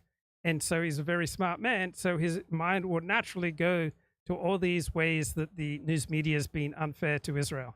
Just as someone with an intense Palestinian identity will naturally go to all the ways that the world and the media has been unfair to Palestine. And the Israeli response was called, it wasn't horrific, but it was a word like that. And suddenly the adjectives come out to describe Israel's response. And so very often it's through these subtleties. Now, I worked as a journalist for many years, so I look for those subtleties. Or another example, which for me is really the telltale way in which a journalist betrays one's political leanings. And that is, who do you give the last word to? You're quoting any number of people. You're quoting Palestinians, you're quoting Israelis. Who gets the last word? And that's the way a journalist betrays their own inclinations. And because what you want to do is leave, and I've done that too. Any journalist will do that. But you have to have, I think, been a journalist to understand the ways in which one tries to very subtly manipulate a reader's inclinations. Now, those are little examples. For me, the defining media moment of this war was the hospital. And by the hospital, I mean the supposed Israeli missile strike against the Gaza hospital way at the beginning of the war. And most of the world's media immediately came out with Israeli missile attack, 500 dead. Now, I had two very obvious questions as a former journalist. First of all, how do you know it was an Israeli missile attack? And of course, as it turned out, it was not. And secondly, how do you go with 500 dead? If there was a missile attack on a building, it will take days before the rubble is cleared and you can do an accurate body count. But within 2 hours, the New York Times and AP and all the rest were running with a 500 body count. Now, you don't have to be a journalist to understand the problematics of how that was covered. And that became the template of how most of the media has covered this war. And I'll give you one other example, which drives me mad. The casualty count. Now it's 40,000 dead, 40,000 Palestinian dead. 40,000 who? Are they all civilians? Our count is 17,000 Hamas terrorists. Are you including that in your 40,000? Obviously you are. But you're subsuming that number in this general body count that implies that Israel has killed 40,000 civilians. Now, once you incorporate 17,000 Hamas terrorists, the ratio of civilian to terrorist begins to look very differently. And we are well within the norm of asymmetrical wars of the 21st century. But that, of course, is not what's being conveyed. And I haven't seen any mainstream media qualify that number by saying, well, this also includes, according to Israel, X number of Hamas fighters. Don't call them terrorists, call them Hamas. I have seen the mainstream media do the very thing that Yossi says he's never seen. Fighters, fine, but at least include them in the body count. So before we even get into the specifics of how this is playing out, for me, the media, most of the media, I want to be careful here, I want to say the media, but most of the media has not played fair in covering this war. What do you look for in deciding which Knesset party to vote for? I look for me, if I were an Israeli citizen, it would just be overall alignment with my hero system and the situation facing the country at the time. For parties that don't lean too right or too left, that are able to convey nuance. So I'm on the right. I recognize that the current coalition Israeli government is probably the most right-wing government in Israel's history, but I also recognize that that doesn't necessarily mean it's the most effective or even has been overall a good government for Israel. We seem to have a lot of people in the Israeli government who don't have that much formal education. It's as though Israel is run by a lot of Marjorie Taylor Greene types. So I am open to the idea that a more left-wing and professional government might well be more effective for Israel. I'm open to that. I'm not taking any side on what would be the most effective government for Israel. In the ways that they approach our major divide. So, for example, on the Palestinian question, I look for a party that recognizes that the right is correct, that we have no chance of reaching a peace agreement with this Palestinian national movement, because no part of the Palestinian national movement accepts our legitimacy, our right to exist in any borders.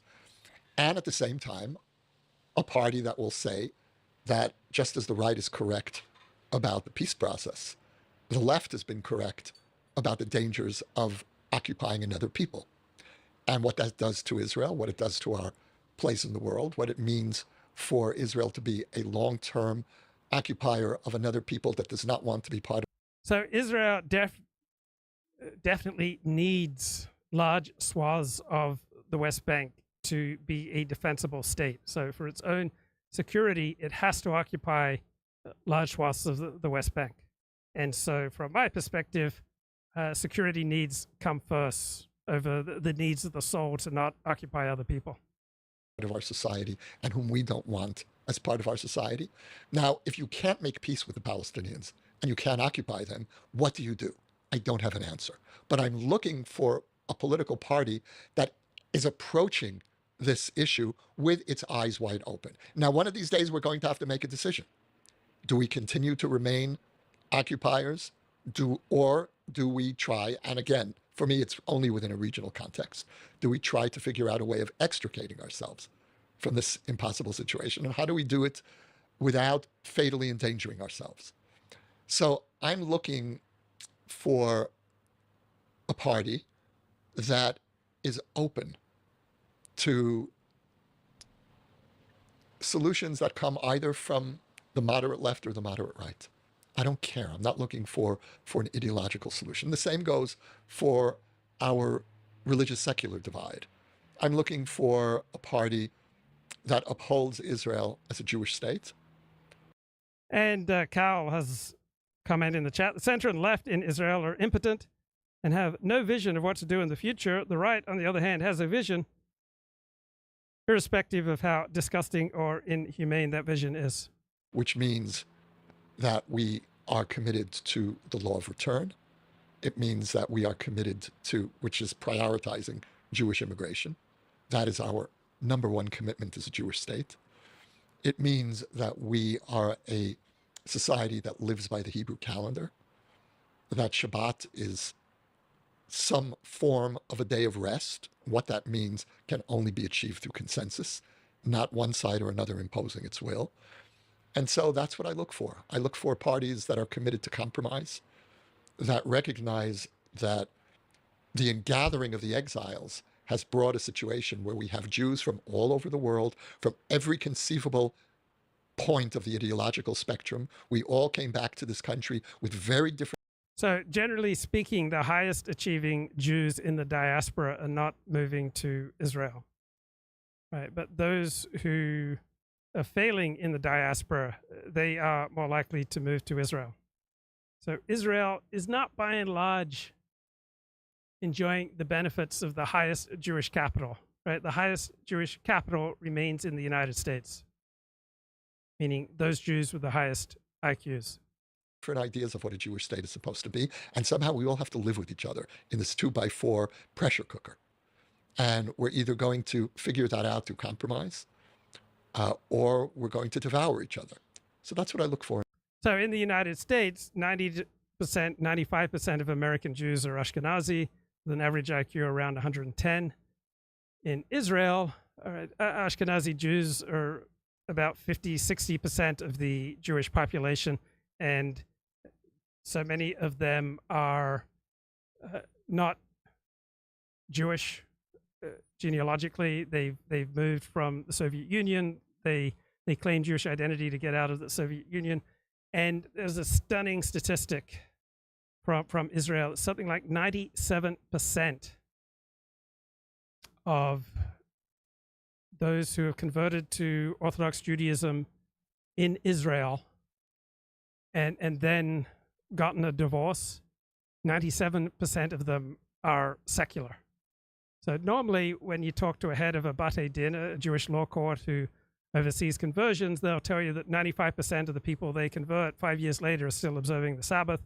But according to statistics from Israel, 97% of the people in Israel who converted to Judaism through Orthodox rabbis and then got a divorce, 97% are secular. We're in a party. Which is more important for Israel, Judaism or democracy? The question. I would say the survival and flourishing of the Jewish people, of the particular people, is what's most important. The question itself is not valid. And that's our favorite response. And the reason it's not valid is because you're immediately positing it's almost an either or. And look, when I say that the law of return is the most important law in this country, I'm already saying that our commitment to the Jewish people is the foundation. But when you ask the question, which is more important, Judaism or democracy, you are then saying, okay, well, what next? And what's next for me after the law of return, after we've established the principle that the foundation of Israel is that we are a safe refuge for the Jewish people, and this state has been established as a refuge for the Jewish people, beyond that, everything else is up for grabs. How we navigate the tensions between democracy and Jewishness will depend on the compromises that we come to. But those compromises will not be determined by one side or the other establishing the principle that we are a Jewish state and therefore we have to have Shabbat k'mo shetzarich, or we are a democratic state, and if we don't uphold democracy, then this country is not legitimate. I'm not going to play that game. And so I've given you one answer, which is that the foundation is the safety and well-being of the Jewish people. That is the basis. Beyond that, how we resolve our cultural, religious identity issues, let democracy and Jewishness struggle for compromises on each particular issue as it comes up. I'll take that answer. Not that I have a choice. What role should the Israeli government have in religious matters? As minimal a role as possible. So what that means to me is, look, I personally am in favor of abolishing the chief rabbinate. I think it's become a disgrace. And even if somehow the religious Zionist community can regain control of the chief rabbinate, and it's not a Haredi chief rabbinate anymore, and it becomes more of a reflection of a larger number of Israelis. Look, this is the country that was founded in 1948 is very different demographically than what Israel is today. We have 1 million plus immigrants from the former Soviet Union, many of whom, maybe a majority of whom, are not halachically Jewish. They came here under the law of return. They are part of Israeli Jewish society. Our kids marry each other. We're in the army with them. And okay, this is Mark Shapiro writing on this forum, blogs forum. is a Hebrew word for books. And he talks about an official publication of the Israel Rabbinical Court, page 105. Shocking statistic from 1996 to 2008, 97% of converts who divorced in the state of Israel were irreligious. There is no reason to doubt that the number of non-divorced converts who are irreligious is similar. If only 3% of converts in Israel are religious, then it raises serious questions about the conversion process. If you look at the latest poll that I just saw, something like 65% of Israelis want the option of civil marriage. Now, I'm all for having a chief rabbinate for those who want it. But many Israelis don't want a chief rabbinate. For me, and I'm speaking as a religious Jew, the chief rabbinate does not represent me. I have no chief rabbinate. So that's one example. I don't want the government imposing religion. Now, the irony here is that Israelis, by and large, want some measure of Judaism in their lives. This is also very different from what Israel was like in 1948. Israelis are much more religion friendly, but okay, so the chat says conversion for the sake of marriage is ipso facto invalid. That's not how most rabbis rule. So call attention to this Mark Shapiro blog post that I've linked in the video description in the chat. So is a conversion valid for someone who then does not observe the mitzvot, right? Someone who tells the Beit Din at the time of conversion that he accepts the mitzvot, but we see later that's not the case, right? Rabbi Shlomo Zalman Auerbach is clear that this kind of ex post facto is still valid, right? Because such converts after the fact are Jewish, then these people who work on Shabbat and eat non-kosher food, right? They are now Jewish. They are forbidden to do these things. Right. Now, by converting the people who commit these sins, the Beit Din has violated Jewish law. So Shapiro's got some interesting quotes here on the validity of conversions. Right, those who convert but do not become religious, right, according to Rabbi Shlomo Zalman Auerbach's original letter, their conversion is still valid. But then Rabbi Auerbach signed a public letter together with the Stipler, Rav Shach, and Rav Elyashiv, which states that such a conversion has no validity. So which is it? So Rabbi Auerbach and these other rabbis often presented a public halakha that is considerably stricter than their true opinion. Right? So rabbis often have reasons why they do not wish to publicize their true opinion. So they will publicly advocate a stricter position regarding conversion than their true opinion. So a public letter might speak of people who convert without accepting to observe the Torah commandments, but then once people have passed the Beit Din, even if in their inner heart they did not have the intention, all right, it's still a valid conversion.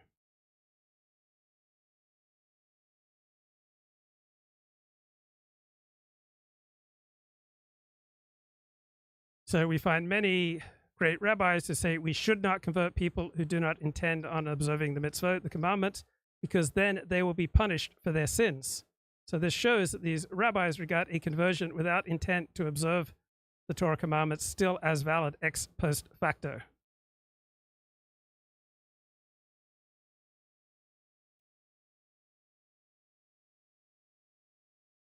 So as long as the person goes through a halakhically proper conversion ceremony, that is what activates the conversion.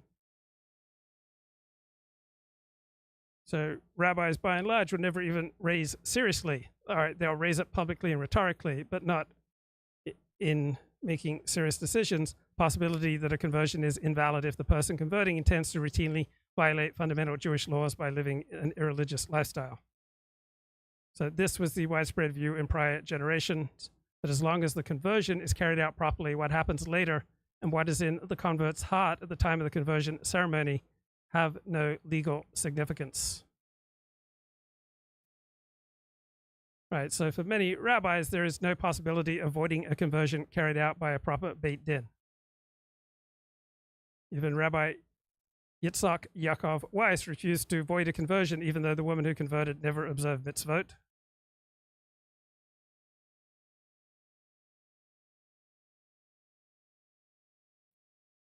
Many Israelis hate having religion shoved down their throat. As soon as you stop the coercion, you will have a flowering of Judaism in this country. But it can't be on the terms of a state-supported Orthodox establishment determining what religion will be here. That's not going to work in Israel in the 21st century anymore. And that's going to lead to a cultural struggle.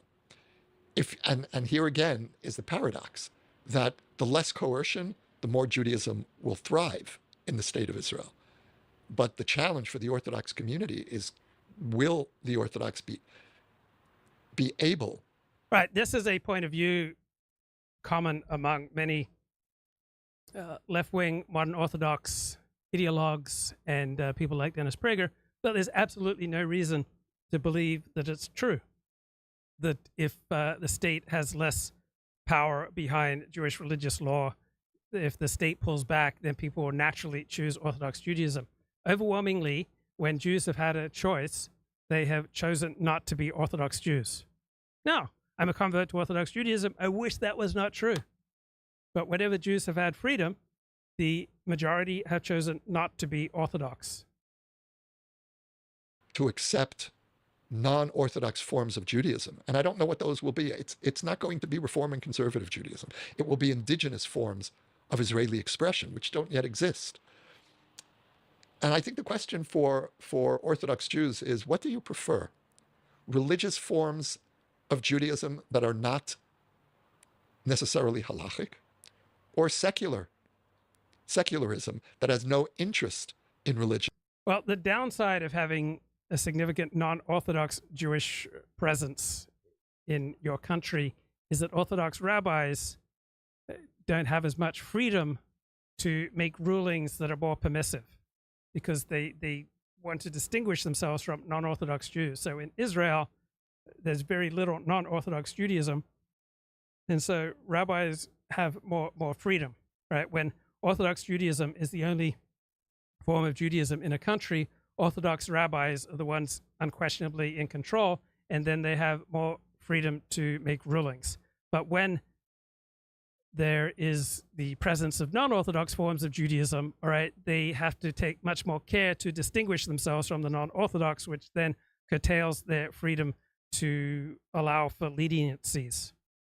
But essentially concedes Judaism to the Orthodox. That's what we had here in the 50s and 60s and 70s.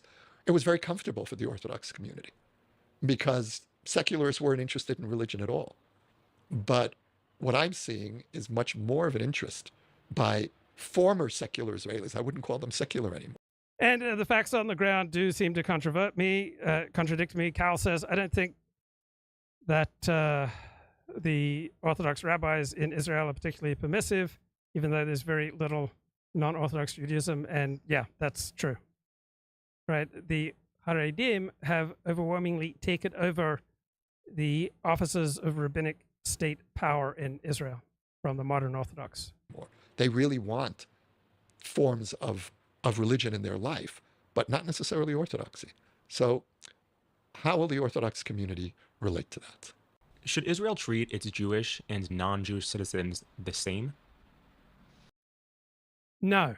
There should be something approaching equality under the law, but if you're going to have a Jewish state, you should give priority to Jews, Jewish citizens, Jewish interests. Look, in terms of the draft, we don't treat Muslim Israelis the same.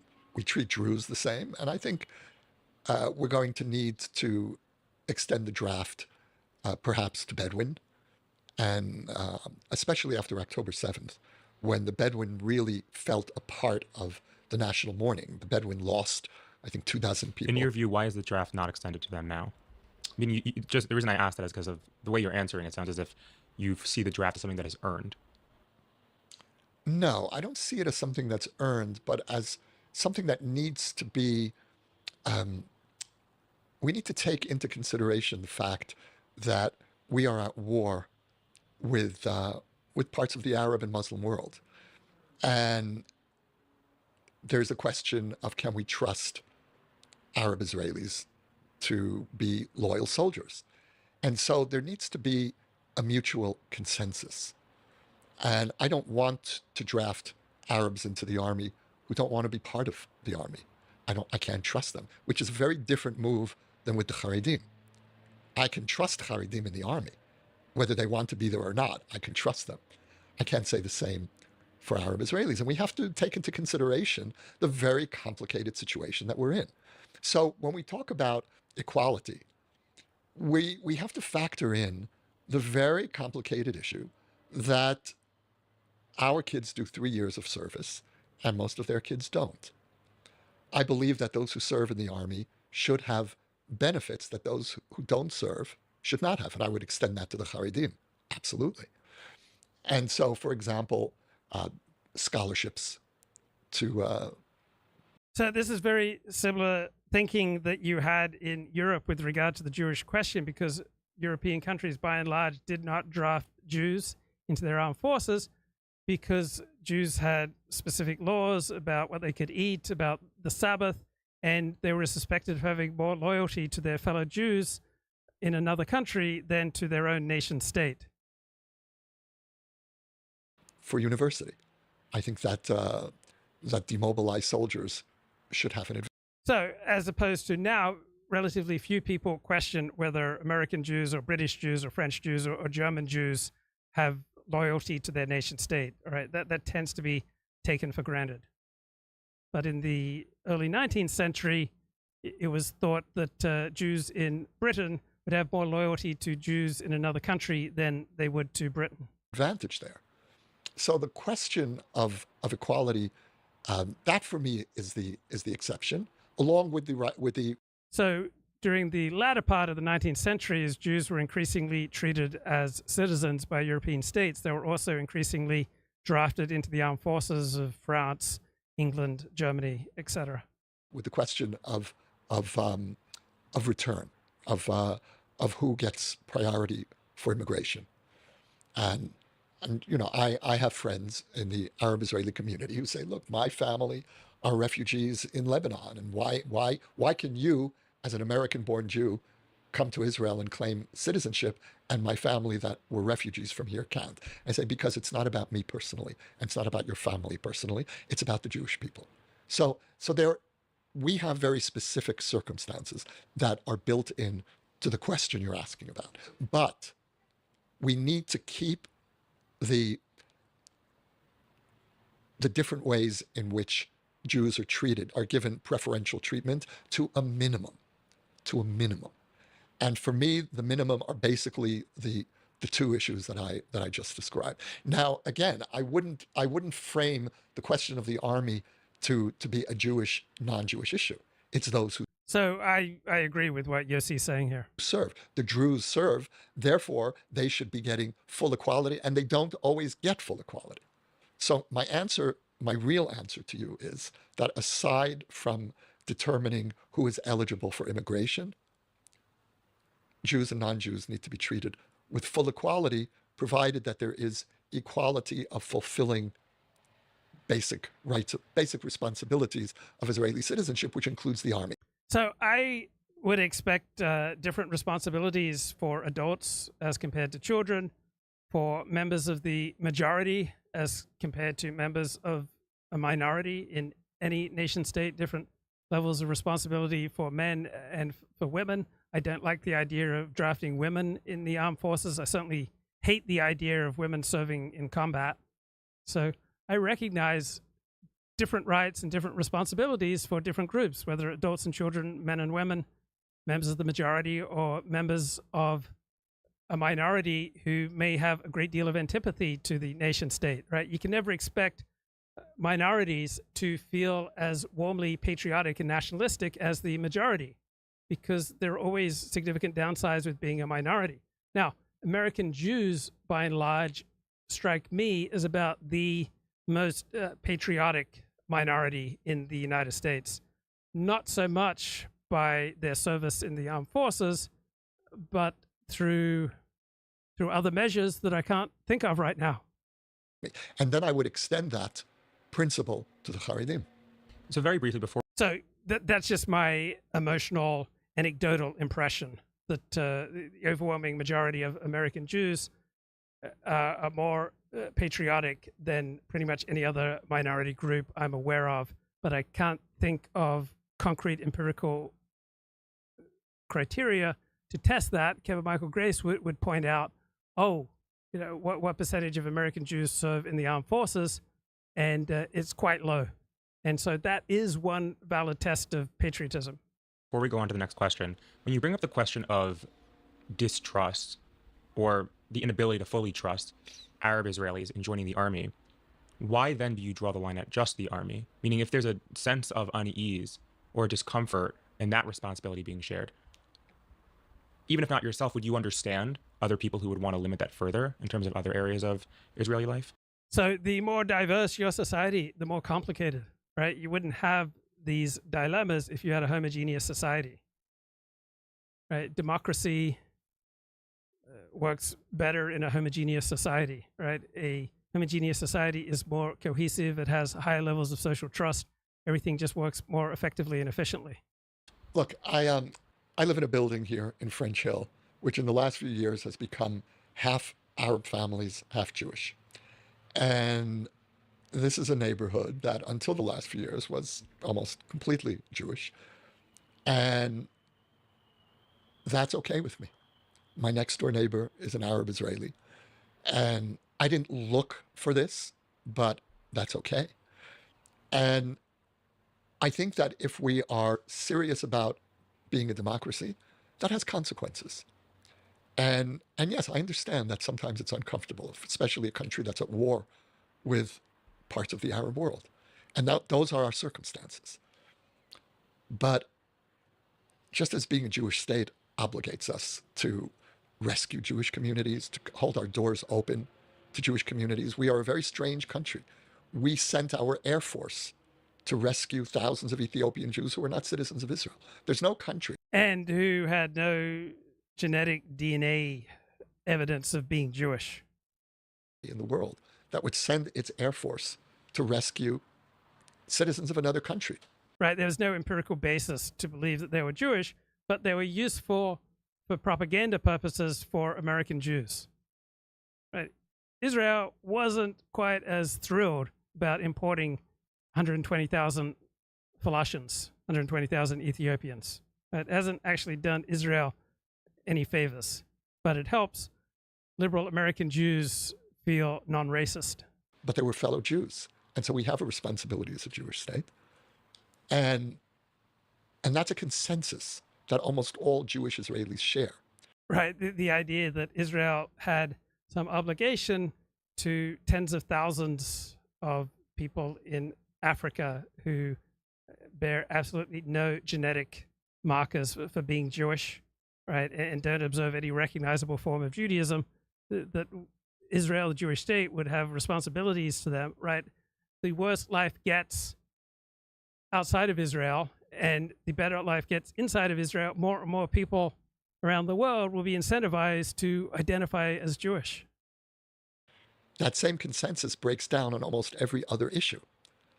And so that's why I believe that that is the foundation, and every other issue needs to be negotiated and reached through compromise. But getting back to your question about Arab Israelis,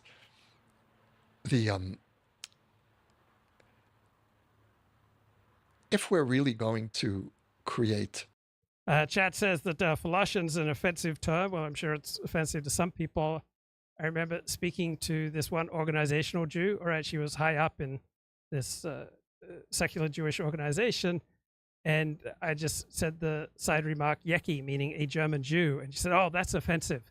So if you're educated and a member of the elite, right, one way that you will typically distinguish yourself from other people is that you'll be much more au courant on what terms are considered offensive. Now, when this woman became a little more educated, she realized there was absolutely nothing offensive about Yeki.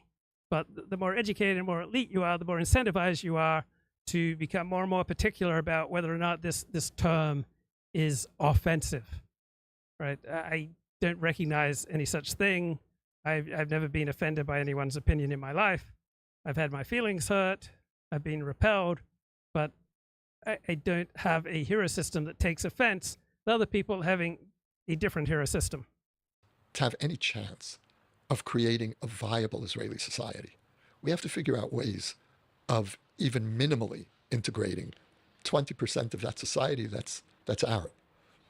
And that's incredibly difficult because they have different interests, different hero system, different religion.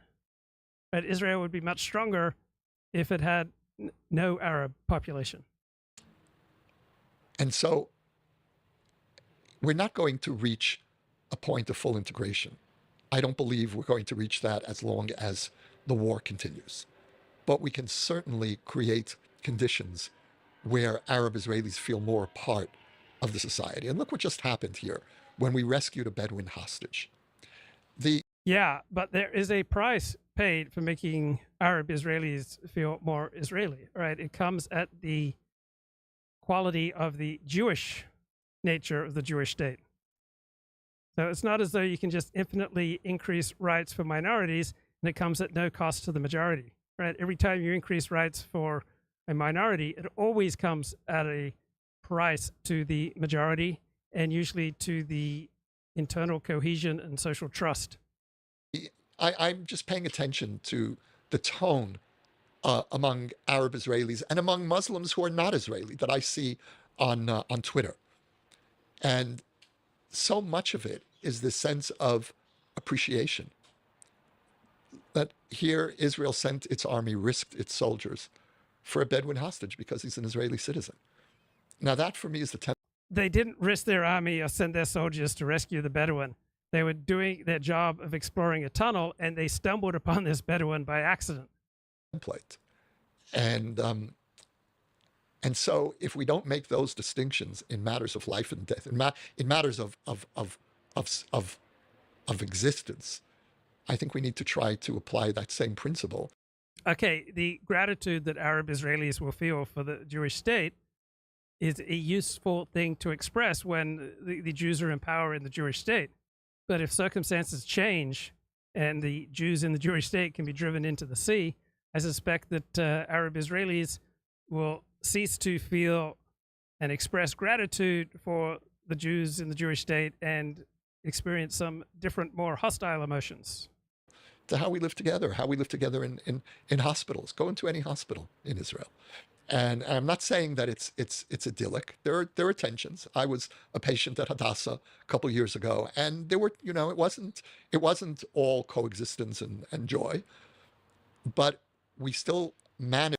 Yeah, the more homogeneous the staff and the patients at a hospital, right, the better everyone will get along, the more effectively and efficiently the hospital will operate. The more diverse the staff and the patients, right, the more inefficiency and the less trust and the less cohesion. A basic level of decency here. And that needs to be the... And what constitutes decency entirely depends upon the nature of your hero system. For me, the ground is decency. What question are we on? Oh, that's my favorite question. But I asked that in 2 questions. So we're up to, this is the 8th question. Say it again? This is the 8th question. Just the 8th? The 8th. So we have another 10 to go? Another 10 to go. So the last couple are a little bit quicker. But now that Israel already exists, what's the purpose of Zionism? You wanted an easy question. So yeah, for me. Okay, Zionism is just Jewish nationalism. The purpose of nationalism is to promote the safety and the welfare of a particular people. For me, Zionism today has nothing to do with statehood. State exists. We won. And the ideology of Zionism that seems to me most relevant today is that Zionism is the ideology of Jewish peoplehood. That until the 19th century, we were a people that was united around a shared religious practice and belief. And ask a Jew... Okay, that's incredibly naive. Let me see if I can back that up. Now that Israel already exists, what's the purpose of Zionism? You wanted an easy question. So yeah, for me, Zionism today has nothing to do with statehood. State exists. We won. Zionism has a great deal to do with statehood. So this is his own idiosyncratic reaction. And the ideology of Zionism that seems to me most relevant today is that Zionism is the ideology of Jewish peoplehood. That until the 19th century, we were a people that was united around a shared religious practice and belief. That's just propaganda. All right. We had widely divergent practice and belief. Right? He's going to say that the Jewish people was united by faith, which is, again, just complete propaganda. Dwelling about theology or being terribly passionate about your faith with God has always been the privilege of a tiny number of Jews and a tiny number of Christians. Right? You have to be an intellectual to get passionate about that kind of abstract relationship. And ask a Jew anywhere in the world, just about, what does it mean to be a Jew? And you would have gotten a pretty similar answer. This is just pure propaganda. All right, there's no empirical basis for what he's saying. That broke down irretrievably in the 19th century.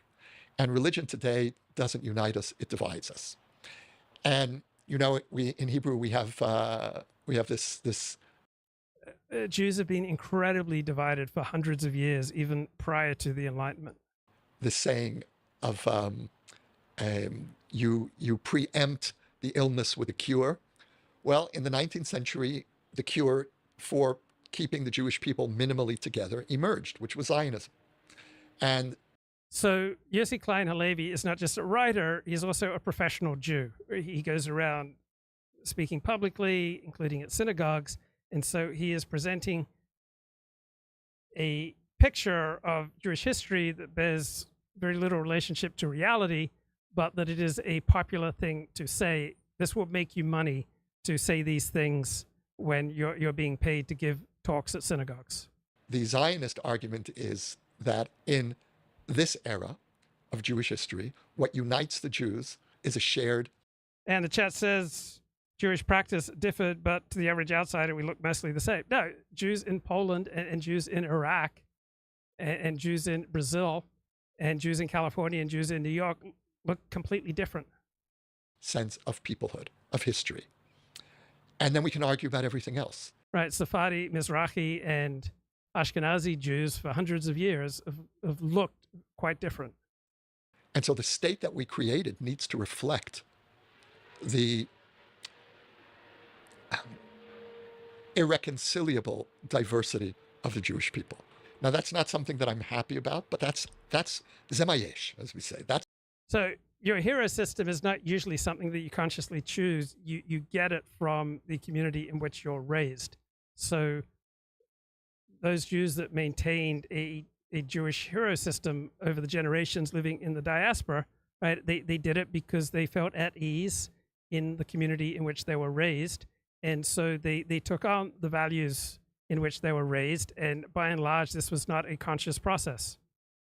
Just as Catholics who stay Catholics over many generations, usually this is not a conscious choice, just the water that they swim in, it's the environment they live in, it's their culture. That's what is. And Zionism is the only ideological tool that we have to keep the Sephardi and Mizrahi and Ashkenazi practice is wildly different, right? The practice of Judaism in England and Poland and Eastern Europe and Germany versus South America or North Africa or in Iraq, there were significant differences. The Jewish people from disintegrating and becoming rival sects, which is where we were on our way to becoming in the 19th century. The state of Israel saved us and gave us some shared ground, some shared identity. Is opposing Zionism inherently anti-Semitic? I don't. And the chat says prior to the Enlightenment, overwhelming majority of Jews were believers. Well, they were believers in the sense that they didn't question the hero system that they were raised in. They were not believers in the sense that they were, overwhelming majority of them were intellectually engaged in abstract questions of belief and about God. I don't care if it is or not. It is. Wait, what was the question? Is opposing Zionism inherently anti-Semitic?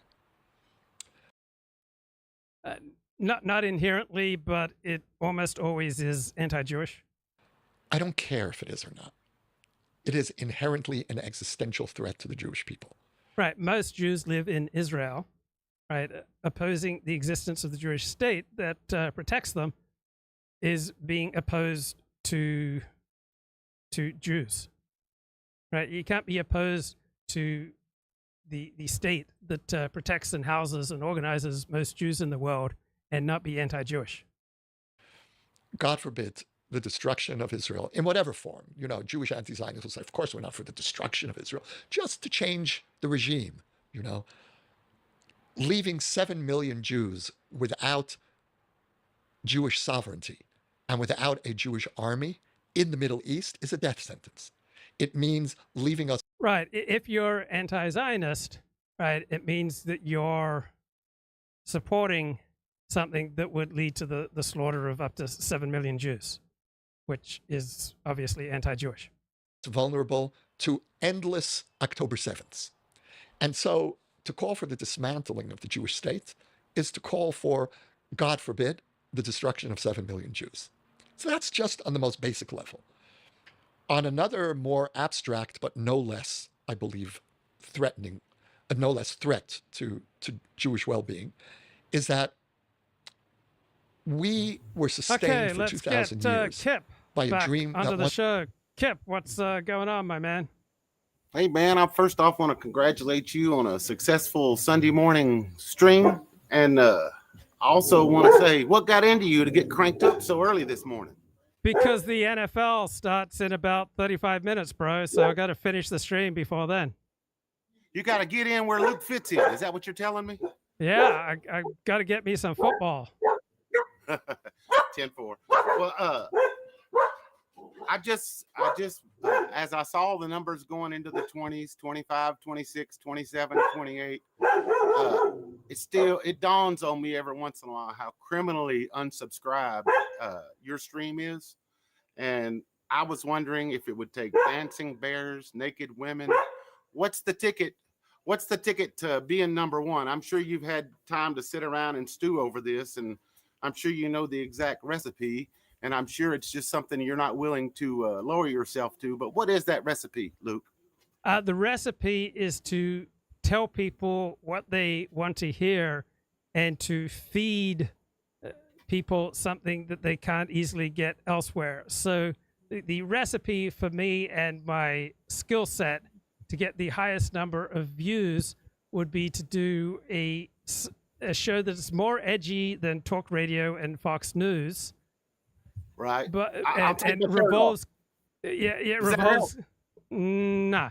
And revolves consistently around a right-wing Republican perspective and justifies why that is correct. So every time people come to the show, they get their conservative or right-wing perspectives justified and renewed. Okay, so I would say it's kind of like in the world of David Icke or Alex Jones. You're saying give people what they want. You're just giving people what they want. Those people aren't crazy. They're just giving people what they want to hear. Yeah, but I'm thinking more in terms of Ben Shapiro and Dennis Prager. So they give their audience what they want to hear, and they do a very good job of it. Speaking of giving me what I wanted to hear, did you happen to hear that takedown that Candace Owens gave to Rabbi Shmuley last week? I did not. You might want to cue that up for your listeners because, well, I tell you what, it's something you just watch in private and you can cue it up later. But it got to a point where she started quoting Bible verses and basically calling him the epitome of evil. I didn't know if you had any notions of Shmuley. What's your thoughts on him? I know Shmuley. I'm on friendly terms with Shmuley, and he has a particular skill set and a particular mission. And I certainly don't think he's evil, and I don't agree with everything he says. But he is a Jewish activist, and so he promotes Jewish interests, and he's fairly good at it. Like he has an enthusiastic amount of support, and he also has an enthusiastic amount of opposition within Jewish life, let alone non-Jewish life. So I'm happy to accept him how he is. I would consider myself on friendly terms with him. I get you. Yeah, I think he might be blind. Like you say, you started off with the key thing, which is he's just so mesmerized by the whole Israel thing. It colors everything that comes out of his mouth, doesn't it? Well, he's an Orthodox rabbi from a Chabad Lubavitch background, so I don't think it's primarily Israel. It's primarily what he sees as the well-being and the health of the Jewish people. Mm-hmm. It's the same as me. With me, you hear me complaining about people stomping that easy button all the time, but it's really just me being pissed off about the way people fall for decadence in our society, and the way it's ultimately, if it hasn't already, it's going to be our undoing. So I guess Shmuley's the same way. If it's not the decadence that I harp on, it's the fact the Public Enemy had a song back in '88 called "Don't Believe the Hype," and I think I sort of live by that song and one other song, which is remember the Police, "King of Pain"? Yes. I'm not sure if it's the end of that song, but he said, "I've stood out here outside in the pouring rain with the world turning circles running around my brain.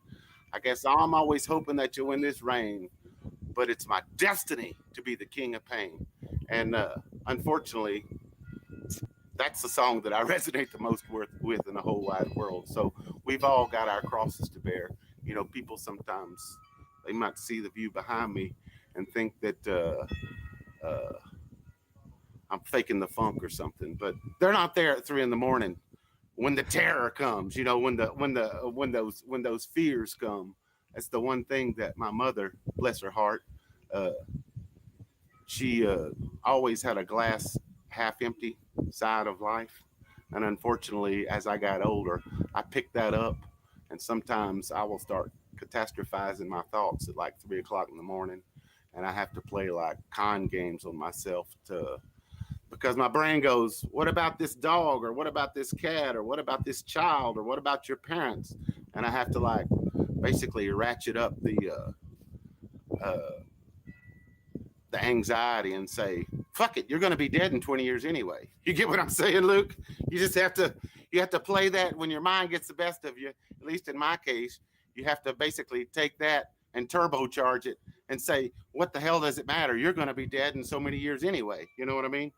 Yeah, you're doing best you can with the tools that you have. If you had other tools, you'd have a different coping mechanism. So you use marijuana and I'll be dead in 20 years and other things to deal with your anxiety.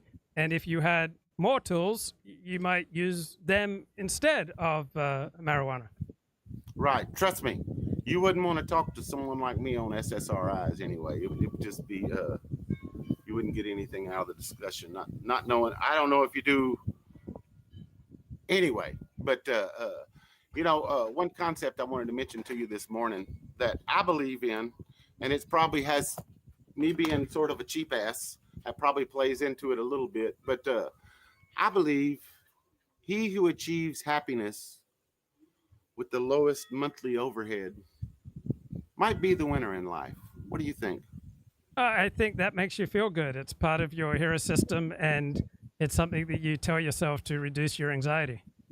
Yeah, would you play devil's advocate on that? You know? Yeah, it's a reflection of an impoverished life that you want to maximize your freedom, and for many people this is a good thing to do. But for most people, they'd be better off maximizing the quality of their connections with other people. But you want to maximize your individual freedom, and this type of thinking, keeping your expenses down, is a way to do that. Yeah, but you hit on it. You mentioned poor. I didn't move to my father's until after 7th grade. So for the first kindergarten through 7th grade, you don't know you're poor until later on in your life. You realize, hey, wait a minute, I was poor, But I remember having like a Monday shirt and a Tuesday shirt and a Wednesday shirt and a Thursday shirt and a Friday shirt. That fucking Thursday shirt was red with blue letters. It said "sore loser" on it. Ain't that ridiculous? Well, Ain't that ridiculous? I don't know about that. But what's the biggest downside of this way of thinking is that prosperous people won't hang out with you, except in very limited quantities. Right, right. Speaking of people not hanging out with you, how many people did you lose? I don't know if you want to call it over COVID or just you saw there was sort of a great divide in America. How many people that not people that you didn't give a shit, how many people that Luke gave a shit about did he ended up parting ways with? Well, I parted ways with, I was opposed by most of my audience because I was, I always kind of had an open mind on either side, whether we should be more strict or less strict with regard to COVID. I didn't take a strong position on that until about 18 months into COVID. And then I sided with the stricter side of public health measures. And by doing that, I was on the opposite side from 95% plus of my audience. Mm-hmm. So I believe that generally the elites did, and our rulers and our politicians and public health officers did a better than average job with regard to COVID. Mm-hmm. Me personally, I used to, right or wrong, I used to judge friends by who's willing to help you move from one place to the other, you know? And Yeah. I had about 8 people on my list. And when we went through maybe the great political divide, I saw that go down to 4. And I don't know, made me wonder, you know, should I bite my tongue or whatever? But well, you've got all sorts of rules in your head that will facilitate you leading an increasingly free and isolated life. So if you didn't come up with that rule, you'd come up with another rule that also led to a free and isolated life. Like you are self-programmed to isolate yourself. Mm-hmm. And whether it's COVID or anything else, you will just use whatever happens to isolate yourself. Well, okay. Well, I wasn't willing to do anything called SSRIs. And I had the ability to reduce grown people to tears. Just if I talked about like what kind of mood I was in, I could get down there so low in such a dark, dank place that grown men would be reduced to crying and putting their hand on my shoulder. And that ain't what I wanted in life. That's why I'm up here, away from everybody. Yeah, it's better. Yeah, it's better to be alone than to be miserable with other people. Overwhelmingly, it's better to be solitary than to hate the people or to be causing great pain to the people around you. It's better to be solitary, right? Rather than causing people that great pain. Yeah, I think it's better that you be solitary. That's the way I chose. You know what I mean? Yes. So that's I don't know. One thing, wanted to get your opinion on something. I've got a situation with my mom. I go see her every Saturday and take her grocery shopping. And for all you guys that got old moms out there, I know your mother died when you were young, Luke. I'm sorry about that. But for all you guys that still have moms out there, go spend some time with her, because what I find out when we're out there in the grocery store is people act like they're seeing a unicorn when mom and I come through the aisle, you know, the little checkout ladies. In other words, there's not enough dudes spending time with the one lady who gave a shit about them. You get where I'm coming from on that, Luke? Yes. It makes me a little cross, but my mom, she needs to be here with me. She had a stroke 5 years ago, and at present, she's living with a live-in, what used to be her husband, and then it was her boyfriend, and I guess now you would just call them live-in old people who are sharing each other's time. And on one hand, I know she has such a history with the guy that she's living with that I know it's better for him that she's there with him, but I don't know that it's better for her that he's there with her. She got mad at him about 2 years ago. She felt like he was the one that got her driver's license privileges pulled, and she has not forgiven him for that. And you know, that's a weird thing, but I can sort of understand where she's coming from. Yeah, I'm sure when they pull your driver's license, you're not going to forgive whoever does that. No. And he denies doing it, but she still remembers the circumstances of events. and basically said the whole thing was a rubber stamp process. She had done what she needed to do. He went off to the side and talked to one of the driver's license officials. And next thing they know, they paused everything and told her she'd be getting a letter in the mail, and her driver's license got. And all she was there to do was like, you know, you're supposed to like make sure your vision's still good. And she had done that. You know what I mean? So well, anyway, where am I going with all this? I think she should be up here with me. But there's not just her we got to consider. There's two 80-something-year-old people, her and her ex-boyfriend, now just friend, live in. I don't know. Some way I'd like for Luke to somehow give myself peace with this in my mind of why it is that well, you make the offer, and then when she's ready to take you up on it, that's an incredibly honorable thing for you to do, to look after your mother. No, I've already made the offer, but I've kind of done a Scott Adams type reframe to where I've basically told her she's doing the right thing, hanging out with Jerry until he's gone, and once he's gone, you're coming up to the mountain with me. And so it kind of gives her maybe purpose, some, you know, a duty in life or whatever. Yes. What's your thoughts on that? Am I missing something? Sounds good. No, I think you're very much in reality. I like your thinking here. As long as she can possibly live with this guy, she should keep living with him until until something horrific happens. Mm-hmm. He's, you know, the way actuary tables work, he's 4 years older than her. He shouldn't be around much longer. But it's her that had the stroke 5 years ago. And, you know, when that happened in 2019, her comeback took a while. And she got better in 2020, got better in 2021, 2022. And then she sort of peaked last year. And now she's starting to fade down again to where, geez, last 4 out of 5 times when I've taken her to the grocery store, she just hands me a list and tries to make a deal with me. How about you just let me stay out in the car? And this is a woman that doesn't get out anywhere in public. So, you know, I feel for her. I could just tell. I hate to use the comparison, but I've had plenty of dogs. And this is the way they do when they're getting ready to fade to black, is instead of wanting to be part of everything, they just want to like hang out on the periphery and not really participate. So, you know, that part of me. That sounds like you. You hang out on the periphery. But I told you I got my reasons. You know, I got my reasons. Yes. I didn't want to bum anybody out. And speaking of that, you're going to think this is crazy. But for some reason, 2 or 3 weeks leading into the winter solstice, a lot of times I'll get bummed out when the days start getting short as can be. And I have to start dealing with long nights. Yes. And yes. That seems to be those 3 weeks out of the 52.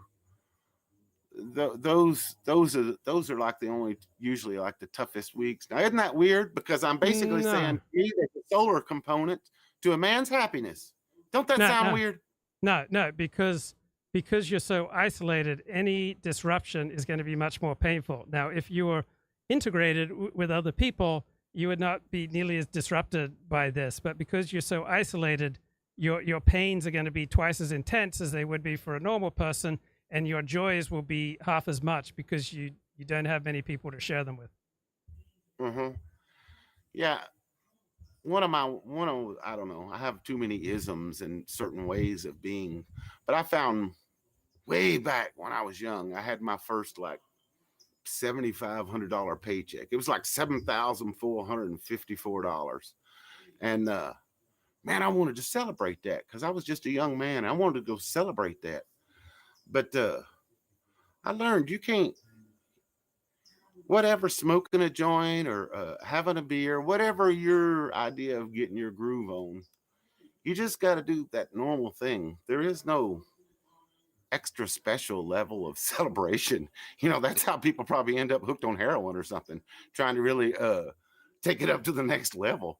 So, there's probably no What's extra that? level of celebration as an isolated person. But for my friends in the Orthodox Jewish community, we celebrate by getting together and having a big meal. So almost anything that happens, the birth of a child, you have a child who gets married, you have a child who gives birth, you get a raise at work, you get a new job, you celebrate with your community, and you throw a big meal, and that makes the joys more joyous. I'm going to give you basically a synopsis of what a dude he's basically a WEF, World Economic Forum propagandist, but his name is Yuval Noah Harari. Do you know this fella? Yep. Very trite. Okay, let me give you an icon, because he said something that was right up Luke's alley. Okay, he said connections are made using fiction, fantasy, and fear, not truth. Luke Ford. He said truth doesn't galvanize a people the way that fiction, fantasy, and fear do. Ain't that a son of a bitch? I think he's probably right. Yeah. Yeah, I mean, nationalism is not a rational feeling; it's a non-rational feeling, and so many of our more intense and more pleasurable feelings aren't particularly rational. I think he's coming with a fairly limited perspective there. I don't think it's quite as harsh as that, but yeah, there's tremendous joy and sustenance to be found in the non-rational. Did you catch on to the fact, man, I'm giving you homework. Not only do you got to watch Candace Owens, but I made a little note here to ask you, did you see where Keir Starmer and his government are refusing to send some supplies to Israel? It's almost like he's preparing a defense for the UK's role in any kind of Gazan Holocaust tribunal down the road. Did you catch on the way Keir Starmer? Yeah, just it's self-interested politics, because there are something like 25 times as many Muslims as Jews in Great Britain. I think Jews, when they vote, they tend to vote for the center-right parties in Britain. So I just think he's following normal, natural political incentives, being a party on the left. Did you catch on to the Venezuelan's president's plane being seized? Yes. Last week. And so I want to go back to a conversation that I had that probably pissed off some Brits when I said that they're a company town, and much the same way that Venezuela is.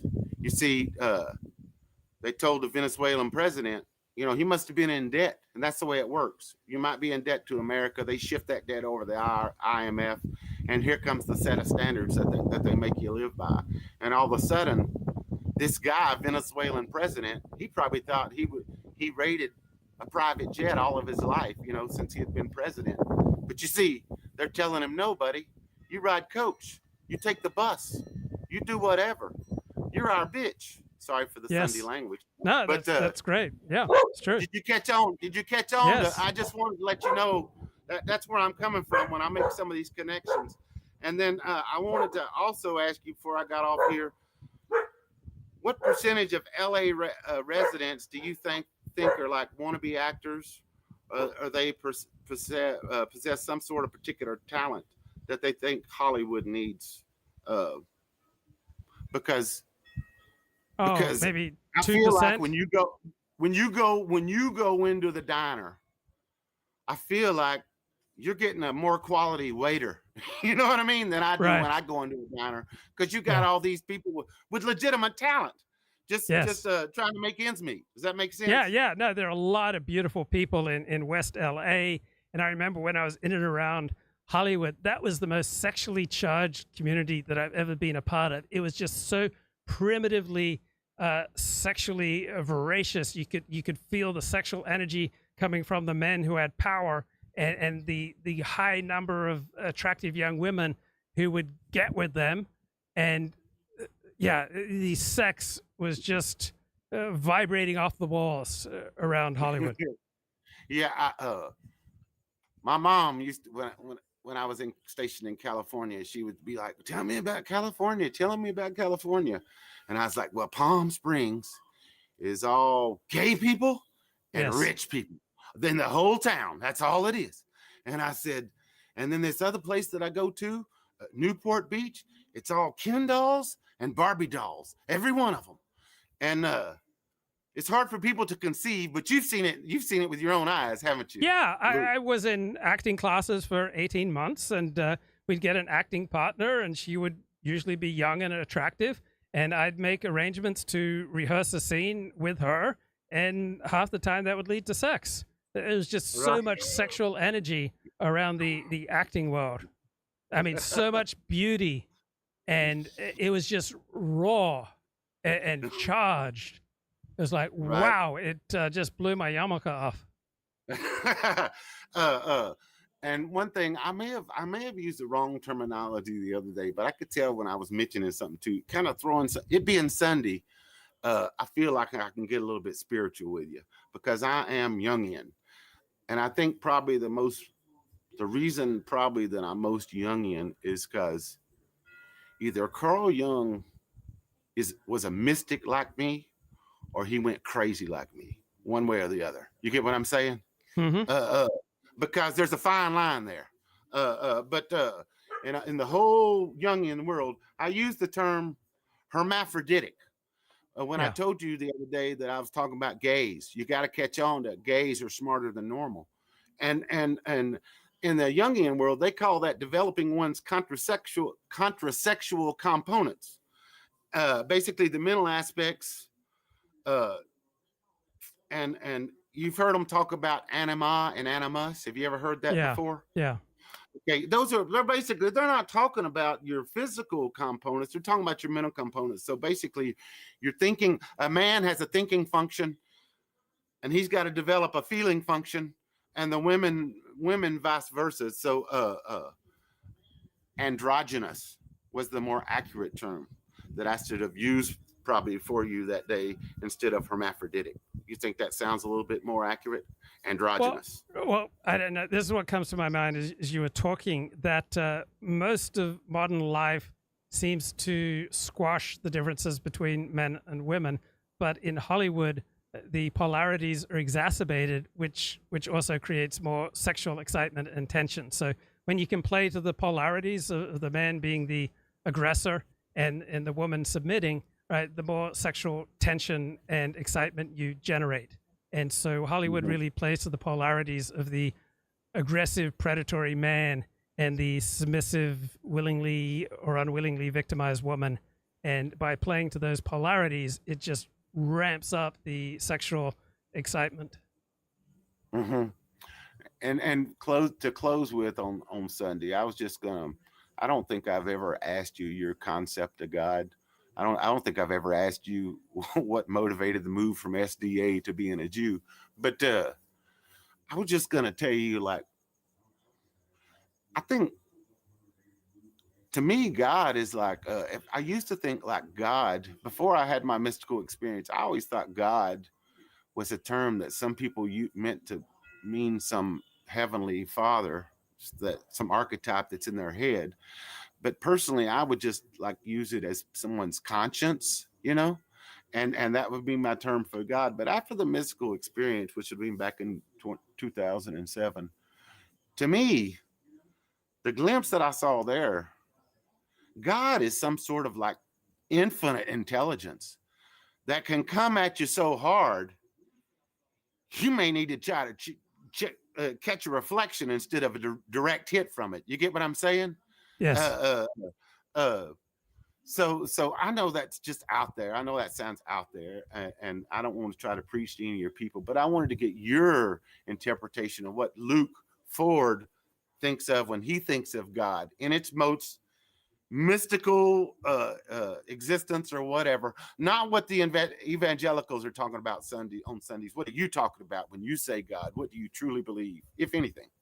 Well, the opposite of mystical might perhaps be pragmatic. And so on a pragmatic level, I use God and reality as interchangeable. I think that's a useful way to talk about God that atheists can resonate with. So if I'm talking to an atheist or someone who has no strong feeling about God, I'll talk about reality. And then in purely theological terms, I believe that God is outside of me, right? I am not God. God is outside of me. I believe that God is the author of the Torah, the first 5 books of the Bible.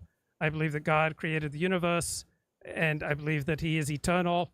I believe that he monitors our behavior and that he will reward and punish us for our behavior, not just in this life, but in a world to come. Okay, but do you think of God as like a thing out in the universe? I don't think of him as a thing? I think of him as a being who's outside of the space and time, outside of the physical, a non-physical being. And you're me for one, I feel like there's way too much what you might call human chauvinism in the world. Does your concept of God, he gives a shit about the animals and all this other shit stuff too? Your concept of God is the same way. He's not so enamored with humans. You're just one of the other things, right? No, I do believe that God has a special relationship with human beings, and all of my beliefs about God can be found within the Jewish tradition. I don't think I have any extra Jewish beliefs about God. Mm-hmm. Yeah. The Catholics kind of feel like the Pope is God's vicar, on earth or whatever. It sounds similar to what you're saying, where mine's more mystical, and Luke would probably say miasmic, or whatever. But okay, some people like me believe it's so powerful that only a fool would try to name such a thing or define such a thing. You know what I mean? Because I only caught glimpses. And at first I thought, dude, you went crazy. And then I started noticing that through what you might call perennial philosophy, or just through all the great wisdom traditions, they all had that exoteric level that they were talking about on Sundays. But many of them had an esoteric level that led to the sheer wonder that you couldn't define that I ran into. So anyway, I've kept you too long. You're the man. I can't believe you did such a long stream, but I thank you for it. And I'm actually about 2.5 hours behind on my listening because I took the dogs to the park. So I got some work to do. I got to do my homework and get caught up. You have a good week. Okay, buddy. take care, Cap.